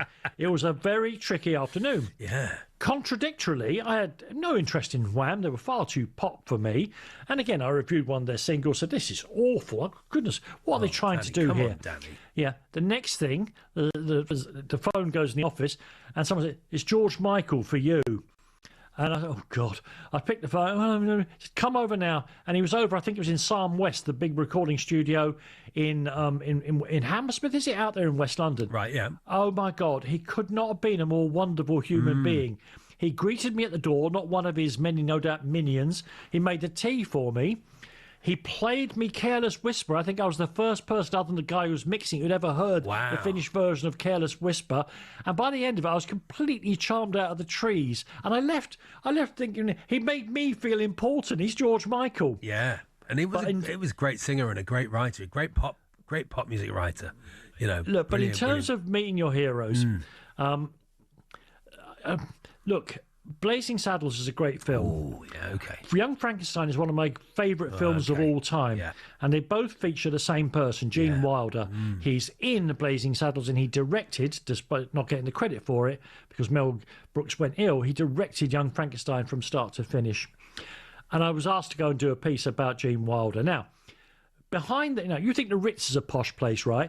Behind the Ritz in Mayfair, there's an even posher place, but it's much less well known. St James's Hotel is ludicrous, and that's where he was staying.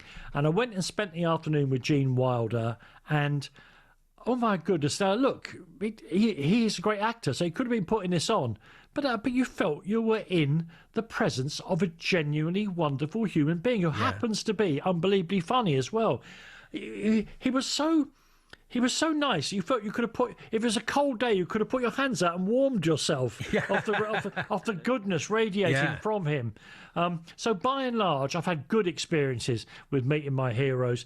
And do you know what? The ones, if they're not so good, I kind of put them to the back of my mind and try not to recall it. I always think you don't know what day they've had. You don't know what sort of day that they've had. You don't know if you're the 80th person that day to say, I thought you were great in detectorists, or you don't know what the sort of morning they've had. They might have had to drop their mum at the clinic. And I'll take it you've been interviewing Mackenzie Crook then, no, yeah? didn't me? Well, yeah, Mackenzie Crook. Yeah, not really. Yeah. No, that wasn't who I meant. But I tell you, I met once. Toby Jones. What? Toby Jones. Yeah, I love Toby Jones. I met Skip Riddle, Danny, who was Nelson Riddle's son. Nelson Riddle, just for the slow of learning, is a great band leader and music arranger. If you like Frank Sinatra, then you like Nelson Riddle. Yeah. And I'm world's biggest Frank Sinatra fan, and I was singing some Sinatra songs with a big band, and for some reason Skip Riddle happened to be there. Wow!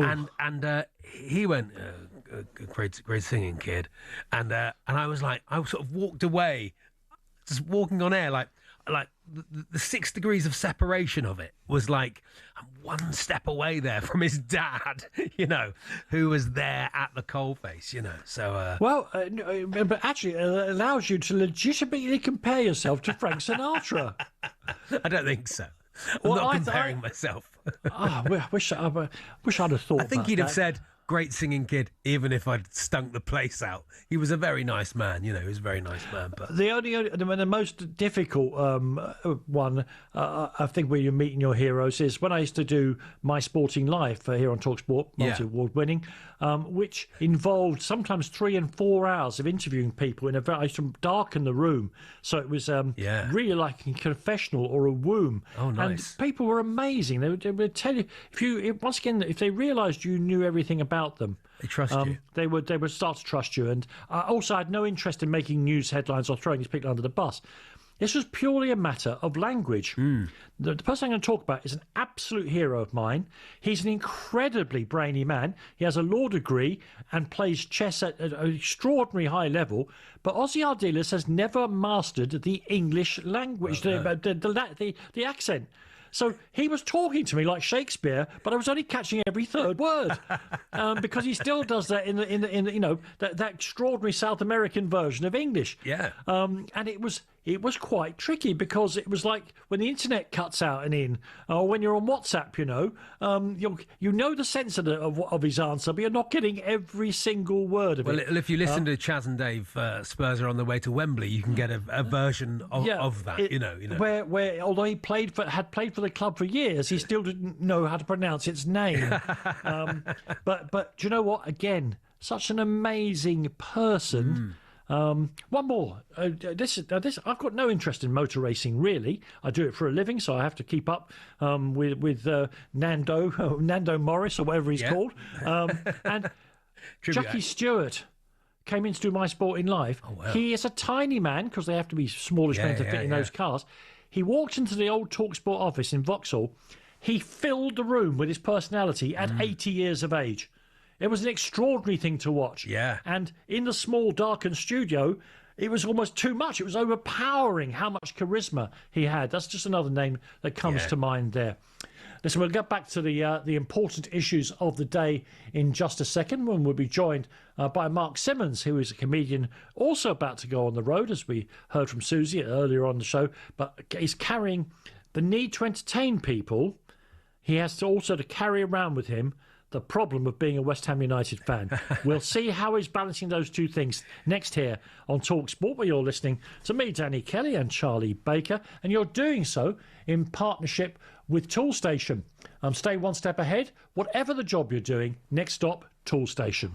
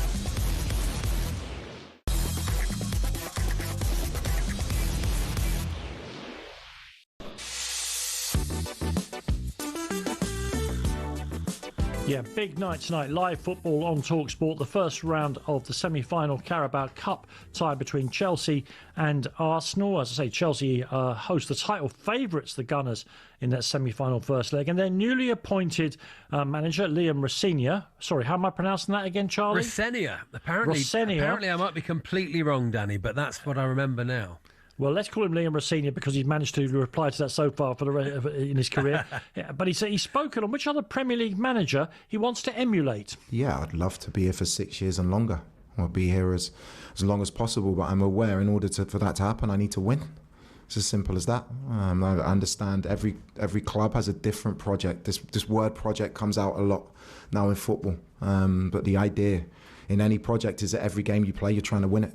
It's as simple as that. So for me, my focus is, yes, I've got ideas about what I want the team to look like in a year's time, 2 years, 3 years' time. But I think I've got enough resources and enough tools with me now to win now. I've made that clear to the players. So, we're going to give it our best shot on Wednesday.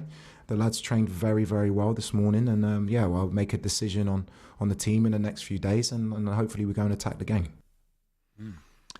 Yeah, Liam Rosenior there talking about his first game. What a game it is. I'm surprised he didn't bring up when we beat Southend on the last day of the season to get promoted, Danny. I can't believe you didn't bring that up in that interview. But anyway, carry on, sorry. Listen, to help us preview that game, I'd like to say we're joined by a great friend of talkSPORT, of course, and a former Chelsea player, Scott Minto. Hi, Scott. Hey, Scott. Hi, Dan. Hi, Charlie. I don't want to start with a negative, but bless Liam there. A Chelsea manager talking about 3 and 4 years' time. That's not going to happen, is it? No, listen, he's a very, very clever guy. He's a smart guy. He knows that it's not going to happen because that's not the way that club runs, is it? Well, we didn't quite hear the question, did we? So he's probably just answering to that. Look, it's a 6-year contract with probably a 12-month payoff. So yes, lovely. That's how it works. Might be gardening leave, might be 18 months. We don't know. But if he lasts even half that time, we know he's done a fantastic job for sure. Absolutely. And that starts tonight against Arsenal because nothing would cement his credentials than a win in the Carabao Cup. Now we've seen previous Chelsea managers use this tournament to establish themselves at the club. Dan, you're absolutely spot on. Look, I understand exactly where Chelsea fans are coming from, the ones who are perhaps not happy with Liam coming in. But, this is a completely different hierarchy with a completely different philosophy. And look, it is what it is. And I know Liam pretty well. I worked with him for a good few years on TV. He's a great guy. He's a very humble guy. Looks like he's become a very, very straight talking guy as well with the experience that he's got. I know that he's an excellent coach. There's only Wayne Rooney amongst one of many who've worked with him to say that he is. Perhaps he hasn't got the CV behind him. But look, let's try and get behind him, really. And I was at the game for talkSPORT at the Valley, where, of course, both my teams were playing. And it was a very brave team selection. And I said in the morning to Shaban and Kaz, the team selection will be really interesting because actually he can't afford to lose his first game in charge, especially against the Championship side. But the Arsenal game is the bigger one, then that's coming up. And it was a really good performance. And when you can bring on the likes of Enzo Fernandez, Esteval, Pedro Neto and Liam Delap, I felt sorry for the Charlton defenders, to be honest with you, at the end. And look what happened towards the end of that game. But if he is able to get past Arsenal, who's not just arguably the best team in the Premier League, but in Europe right now, and win that trophy in the way that Jose Mourinho did, then I'm not saying he'd go on and emulate what Mourinho did, but certainly that would be a fantastic statement laid down by him, and also can shut his critics up just for a period of time. You mean the players you mentioned there, and Caicedo as well, and there's lots of good young players. Can a good young manager get a tune out of good young players, Scott? Well, we'll find out, Charlie. And the biggest thing for me is, will he be given time? And the thing that I have a bit of a problem with, I liked Enzo Maresca. I actually liked Mauricio Pochettino. So I love the club and I don't want them to be continually changing managers. Now, they did it under Abramovich, but they were given ready-made world-class senior pro players. Yeah. That's not what's happening here. So on paper, you'd think they'd need an experienced manager, a Carlo Ancelotti or something like that. But a Carlo Ancelotti's not coming to Chelsea under the way that the hierarchy wants it to be. Like, for example, the medical staff, how important are they? are they making decisions in terms of bringing off Cole Palmer? I was at the Bournemouth game for talkSPORT. There were boos ringing out, and there were shouts of "You don't know what you're doing." Now, was that his decision, or was that the medical department's decision? Well, and if it's the post-match press conference suggested it wasn't his decision, didn't it? You know? So therefore, I think it's unfair on the head coach to take all that flack when actually it's not him making the decision. So if the club, if the hierarchy want it that way, that's fine. Well, I can understand why the Chelsea fans wouldn't want that, but that's their way of doing it. But let's be honest about that and say, actually, this is not the head coach making all the decision. This is also the medical department as well. But then once you say that, you've got an apparent yes man there in charge. You know, well, that's because, Scott, we're obsessed with this in this country with the idea, in England, with the idea that the manager has to have full and absolute control of the football club. That's not going to happen anymore. It's gone, yeah. These are gigantic intercontinental financial institutions. They're not going to give one person control over the club the way, even as recently as Arsene Wenger and Sir Alex Ferguson had control. There's too much money going back and forth for that to happen. On the pitch, though, he's got a lot of young players there. What is the single? What is he? They're not doing bad, Chelsea, at all. You know, they're in the challenging for the top four. They're in competitions. What's the biggest job he's got there among actually on the playing surface? Scott, do you think? Well, I mean, just going back, and we haven't got time for it because I think it's a really interesting topic that, you know, there's so many different layers to. It doesn't have to be an either or. It doesn't have to be end of a spectrum. The manager has total control or the head coach has no control at all. There is somewhere in between. There is a grey area. And I believe that the head coach is arguably the most important below the hierarchy. Now, I understand the sporting directors. They're very important because head coaches can come and go. But if you're asking the head coach to go out and win trophies when you're only bringing in players who are 23 and under, mainly, young foreign talent, mainly, and yet you got to go out and you're not coming out and say, actually, we're also telling him that the medical staff are going to have a say as to how long players can come on and be on the pitch for or not, then I think that's slightly unfair. I think the head coach, I remember Carlo Ancelotti saying, he came out and said it one time. He said, if the sports science tells me I've got to take a player off and my eyes agree with it, I take him off. If they don't, I keep him on. And that's Carlo Ancelotti we're talking about. So for me, there's a much longer chat going on there. But what does he have to do? Well, what do you have to do with youngsters, talented youngsters normally? Get them to be as consistent as possible. Develop them. We've seen how good they are in one-off games. You know, Arsenal down to 10 men, Liverpool early in the season, Barcelona, PSG, where they out-PSG'd PSG. They're capable at any given time of putting in an unbelievable performance of beating any team in the world. The biggest thing is trying to find consistency, and that's not an easy thing to do, especially if the head coach is being told he has to rotate every so often. Yeah, that sounds. Let me just guess. Yes, that sounds exactly right to me. And you're right, Liam Rosenior.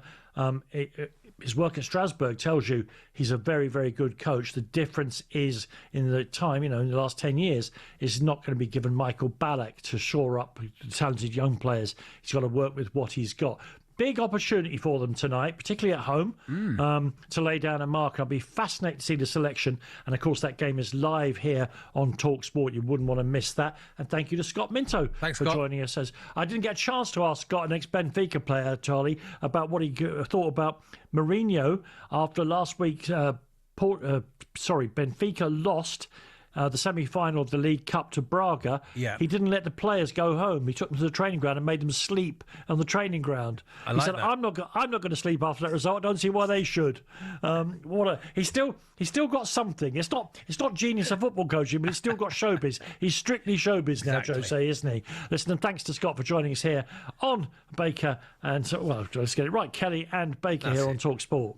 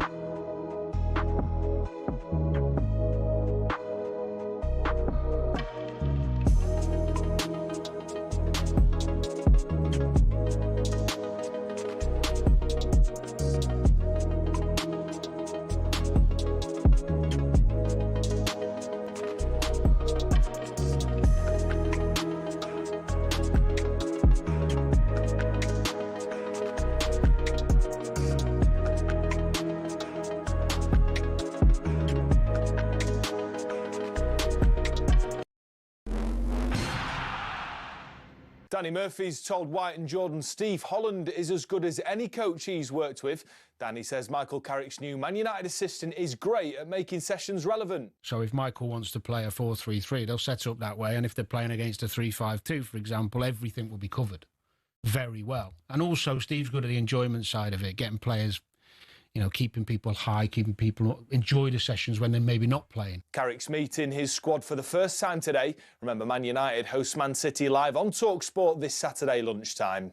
Now, former Premier League referee Chris Foyce told talkSPORT the 6-minute VAR delay at St James's Park last night was because semi-automated technology wasn't working. It meant that Stuart Atwell, the VAR, he in turn has to manually draw the lines and go back to where we were, and that took the time. And of course, it was a subjective offside decision. Semenyo's second was ruled out before Man City eventually beat Newcastle 2-0. Chelsea hosts Arsenal in the other Carabao Cup semi-final first leg live on talkSPORT tonight. And in the latest instalment of golf's civil war, John Rahm says he's sticking with Liv and won't be following Brooks Koepka back to the PGA Tour. Yeah, man, I'm not planning on going anywhere. I wish Brooks the best. And as far as I'm concerned, I'm focused on the league and my team this year, and hopefully we can repeat as champions again. Bryson DeChambeau says he's staying on the Rebel Tour as well. There's more on talkSPORT.com.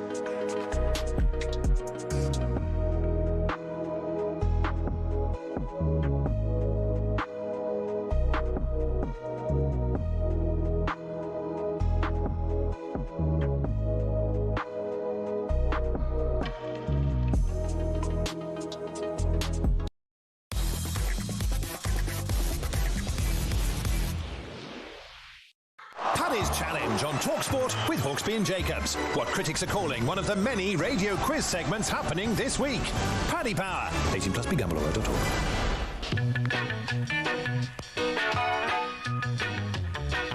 Yeah, I want to hear that piece of music go on the first records I ever bought. Listen, now it's time, as you heard there, for Paddy's Challenge, our quiz for charity in association with our friends and official betting partner, Paddy Power. Now, in Paddy's Challenge, we put our inverted commas knowledge of the wonderful world of sport to the test, with a chance of raising lots of cash for our nominated charities. I'm playing for a charity nominated by Max, but which I absolutely approve of, the Sporting Memories Network, and Charlie's raising funds for the equally wonderful Rowcroft Hospice. Helping to manage proceedings and to ensure fair play, it says here, is our guest quizmaster, Ben Fletcher. Welcome, Fletch. Finally. A very good afternoon, and Danny, I can say this, it's a pleasure to be working with you again. So, in Paddy's Challenge, you'll each be, it's like he's in the room, you'll each be asked 3 multiple choice questions posed by the voice of Paddy Power, Alistair McGowan. He's in this week. Oh, good. The winner will be the player that scores the most points. In the event of a tie, you'll both win the chance to raise some cash for your charities.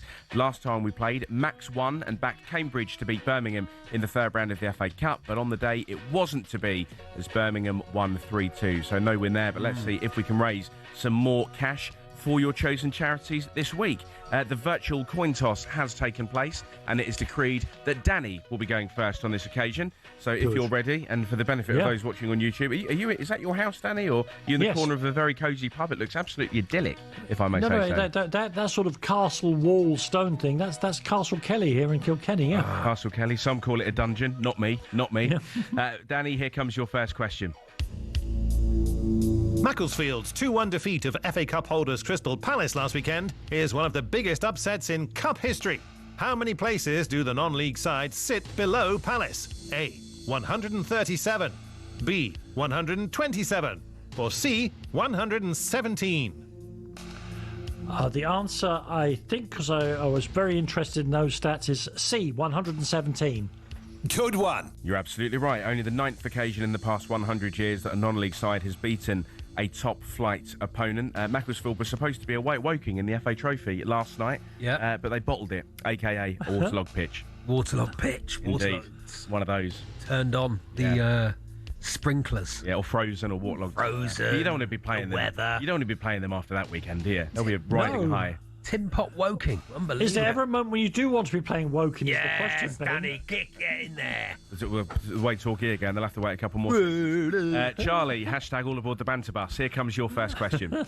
Macclesfield's shock FA Cup third-round defeat of Crystal Palace makes them the first non-league team to eliminate the FA Cup holders, since which current Premier League team knocked out Wolves in the first round of the 1908-09 campaign?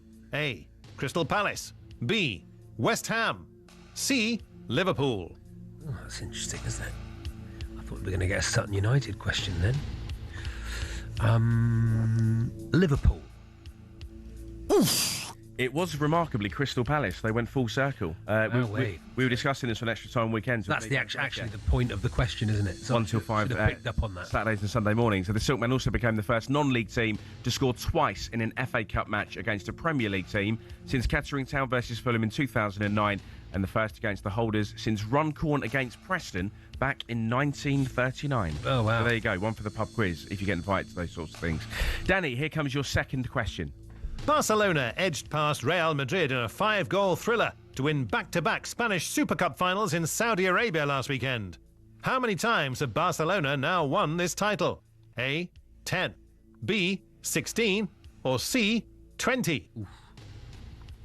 Wild guess, B. 16. Yeah.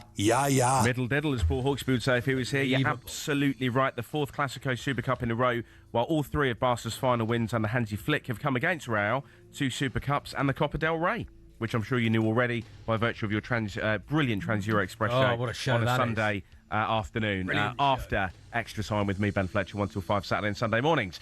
So, Charlie, pressure's on. You need this to stay in the game, if I may say so. Well, it's not if I may say so. It's a matter of fact. Here comes your second question. Ruben Amorim was sacked as Manchester United head coach last week. How many permanent bosses have United now had since Sir Alex Ferguson left the club in 2013? A. 6, B. 5, or C. 4? Oh, permanent. That's interesting, yes, because there have been a lot of interim. 6.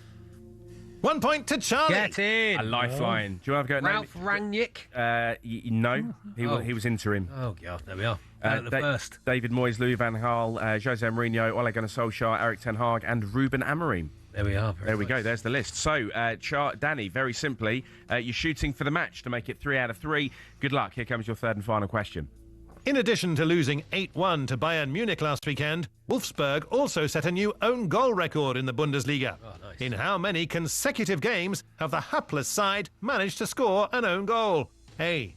3, B. 2, or C. 4? I genuinely have no idea. So, Charlie, this is a radio guess. Yeah. The question is so extreme, I'm going to go for C4. Oh dear. The correct answer is A3. England striker Harry Kane took his league tally to 20 goals in 16 matches this season in this game. So there we go. Charlie, a lifeline for you. Yes, come on now. A 93rd minute equaliser for Torquay. Seen plenty of those over the years. Oh, yeah. One in particular in 2019 comes to mind. Charlie, here comes your third and final question. Good luck to you. The first women's edition of the Indoor Golf League, launched by Tiger Woods and Rory McIlroy, will take place at the end of 2026 and is named the WTGL. What does TGL stand for? A. Tomorrow's Golf League. B. Tigers Golf League. Or C. Tech Golf League. They've managed to make golf even more boring to watch. Live on talkSPORT 4. I love watching golf on television, but, not indoor golf. Part of the point is that it's a nice... That's got to be a big room, hasn't it? I know, yeah, imagine it. I'd like to say Tigers, but I'm going to say Tech.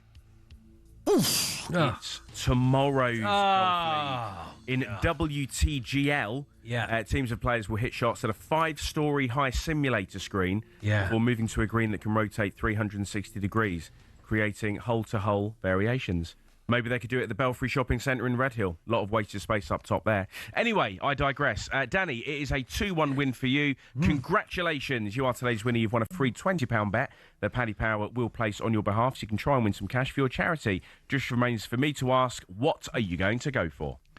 I'm going to go for the weekend's Sakiko between Spurs and West Ham. Both sides to score because neither can defend. Well, we'll see how you get on and reveal the winnings next week. Danny, it's been a pleasure. And you, Charlie, I suppose. Thank you, Ben. Thank you, Ben. Back to your hole-to-hole variations. Thank you very, very much indeed to Ben Fletcher there. I hope I win that bet for the excellent charity. And that's it for this week's challenges in the book. Thanks to our friends at Paddy Power. It's 18 plus and begambleaware.org. Paddy's Challenge on talkSPORT with Paddy Power. 18 plus begambleaware.org.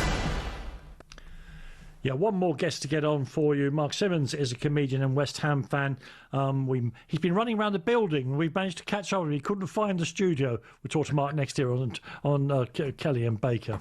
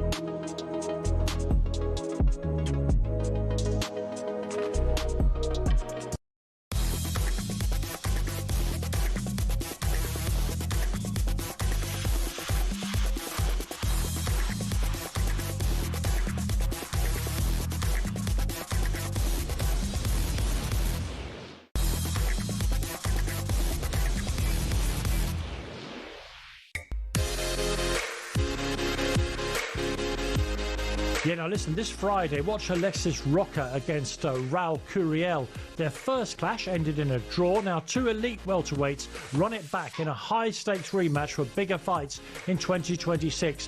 Watch this Friday only on DAZN. Don't miss it. Don't miss DAZN's packed schedule with fights every week, including the blockbuster Ring 6. Teofilio Lopez against Shakur Stevenson on January the 31st at the Madison Square Garden, and kicking off February with Nick Ball versus Brendan Figueroa. That's on February the 7th. Boxing update on talkSPORT with DAZN, the global home of boxing. Sign up now at dazn.com/boxing. Now, we've already had one comedian who's about to go on tour and carries around one football team with her. Delight to say we're joined now in the studio, having tracked him down by another. So it's a big hello to, I think it's okay to call him the Emperor of the One-Liners. Oh, yes, why not? His new show is called Jest to Impress, and it's hello to Mark Simmons. Hi, Mark. Hello, Mark. Hello, thank you for having me. You're very welcome. We're very glad to have found you, because we've literally had armies of minions, teenage minions with asymmetric haircuts out looking for you around the building. Hidden in the building. I should have just looked at reception. Yeah, that's where he was. That's not how talkSPORT rolls, Mark, I can assure you. Mark, I'm going to give you the choice now, like on a quiz show. Sure. What do you want to talk about first, your upcoming tour or West Ham United? Oh, no. I feel like I'm a lamb to slaughter with West Ham at the moment. We can Let's talk about your tour. Yeah. Let's talk about your tour. I mean, something, Charlie and I talk about the nature of entertainment and comedy whenever we're together. And you have made your huge reputation on your ability to write one and deliver one-liners, two different skills, of course. But why don't you just do discursive comedy? It's a lot of hard work having to write hundreds of jokes, isn't it? Take ages. I know. Like, when I've got a show full of one-liners and they work, for me, it's the best style of comedy there is.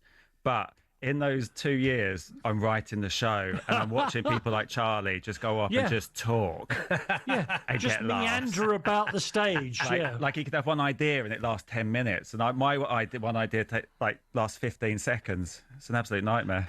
But you'll also take recommendations. I've seen all your clips online, and I can only apologise. You'll take recommendations from the audience, or you'll take cues from the audience and say, "What are you doing?" You'll make a joke up on the spot there and then. Yeah, I like asking people what their hobbies are. That's a nice topic because there's so many hobbies. Would you like a football joke because it's football related? Always, yes, please. Because I used to be a football referee actually, and this one game towards the end, a player came up to me. He said, "Is it full time yet?" I was like, "Nah, still got the other job." No, it's beautiful, wasn't it? It's beautiful. And that's just. I mean, he keeps it up for 2.5 hours, so that is sensational. Do you enjoy? It's kind of a cliche, Mark, that many people who make people laugh for a living are themselves rather shy and introverted. Do you enjoy going out on a stage and with the challenge of?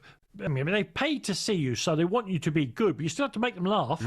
Yeah, for me, it's the best job in the world. It's literally my favourite thing to do. And I've had to try and have more time off recently because my family have been pressuring me to have a life. But I genuinely prefer... Losers. I prefer being on stage telling jokes than most other things. Yeah. So, but I like doing this. Yeah, exactly. I have got this is what I like. I used to like watching West Ham, but that's harder work. Well, it's tough. When football is your outlet, for whatever you have going on in your life, when it gets tough to watch your team. And, tell us about West Ham this season. What's gone wrong? Well, I think it's because I've just bought a flat near the stadium.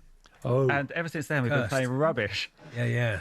But it is nice. I can see it. I see the stadium from my flat. And I think I'm probably the only West Ham supporter in the country that wants us to stay at the London Stadium. So I don't. Literally, it's a 5-minute walk. So that move has been, I think, the worst move of all time for any football team. Well, the comparison between that stadium and Upton Park is just... Exactly It doesn't deserve to be... Neither chalk nor cheese deserve to be dragged into that conversation, do they? No. Because one was a proper football ground where people had a brilliant time, even the away fans, in my recollection, and the other is what it is, I mean, that's where I fell in love with football, was the first time, literally the first time. I remember it so vividly as a child, walking up the steps and then the first time seeing the pitch was just phenomenal. And then that atmosphere. And the first game I ever saw was West Ham Norwich, and we were 2-0 down. And in the last 10 minutes, Tony Cottee scored 2 goals, and it was the most electric thing, even today, I think I've ever experienced. Yeah. And you just don't get that at the London Stadium. It feels franchisey there. Yeah. It feels like a franchise, which is the worst thing. We don't have that in this country. Where we do, we have one, and they should be hang their heads in shame. But it feels franchisey. It feels like the club is dying there. Like we're watching. Yeah. There's a beer garden between like some of the fans and the pitch. Like it's absolute madness. The best thing to happen at West Ham recently, for me, is I just started seeing someone, and she'd never been to a football match before, doesn't know anything about football, but she'd always wanted to go and see a game. So you took her to Spurs. I took her to West Ham Brighton, and about 5 minutes of the game, I think everyone in the stadium realised it was her first match, because out of her bag she pulled out some binoculars. like she was going to the theatre, and she doesn't even know how funny that actually is, to the fact that you can't see the pitch from most of the seats. But wow. Yeah. I mean that's right, because at West Ham, if she'd pulled a Hubble Space Telescope out of her bag, no one would have been surprised, would they? She really wanted to see what was going on close up as well. You know? Yeah, well, but she soon realised that when they pass the ball, you can't really follow it, so she gave up on that. Mark, we had earlier on, we were doing a transfer tittle-tattle with our expert Will Pugh, who happens to be a West Ham fan as well. And when I was talking about the possibility of Lucas Paquetá moving on, and what a valuable player he is and all that, he soon shot me down. He said he's been absolutely useless for West Ham. Would you like to see the back of the Brazilian playmaker? Yeah, I'm not bothered. I'm really not bothered. When you watch him live, he's not chasing, he's not grafting, and I think if you're doing well in the league, you can have a player like that who will do something magical when it's needed. But he's not doing anything magical, and he's not tracking back, and then he'll get sent off for something mad. Like, so, as long as they replace him with someone solid, I'm not too bothered, to be honest. And Jared Bowen, how long can he carry on carrying the team himself? You can only rely on Danny Dyer so much, keeping him at West Ham, Mark. Yeah, I wonder what that situation like is. Christmas, you know. Yeah, like I guess he'll stay unless he goes down. Unless we go down. You got a present for Christmas, Jared. What have you got me? West Ham shirt for another 5 years. Thanks, Danny. It is the football equivalent of being chained to the radiator, isn't it, for poor old Jared? Yeah, I don't know where he would go. I saw someone talking online about it, like, because he's at an age now where he's not so much of an investment, because he's not young anymore. So I don't know what. But he's guaranteed goals, isn't he? So it always has a value. He's the only FPL player from West Ham that's actually scoring any points this year. He just needs some players around it. But I like Tati, the new striker. By the way, I am actually quite positive. I think we're going to be fine. All right, okay. I do think we're going to be fine. And I know it was only against QPR, but the header he scored was like a proper striker's header. And that just filled me with joy that there's someone that looks like they want to score goals. Sure. So all right. But Mark, Wolves and Burnley. Let's say that's your choices. Who's going down below West Ham? Forest, I reckon. Ooh, okay. Yeah, that is the kind of bravery. Let me just look at your tour dates. Let me just have a look at your tour dates. No. Can I change my answer? Change my answer. I've got a big, it's really big date in Nottingham. Big date in Nottingham. Actually, it's already sold out. No, it's sold out there. It's no problem. Returns will be available, I'm sure. There we are. And that's the kind of reckless courage, that prediction, that allows a man to go on a stage with only one-liners to entertain 1,000 people at a time. There are still tickets available, I'm sure, for some of the gigs. Otherwise, why would he be here? Let's be fair. Just like seeing you guys. It's been a delight, Mark, an absolute delight. Thank you very much for joining us here on talkSPORT. Mark Simmons there. His tour is called Just to Impress.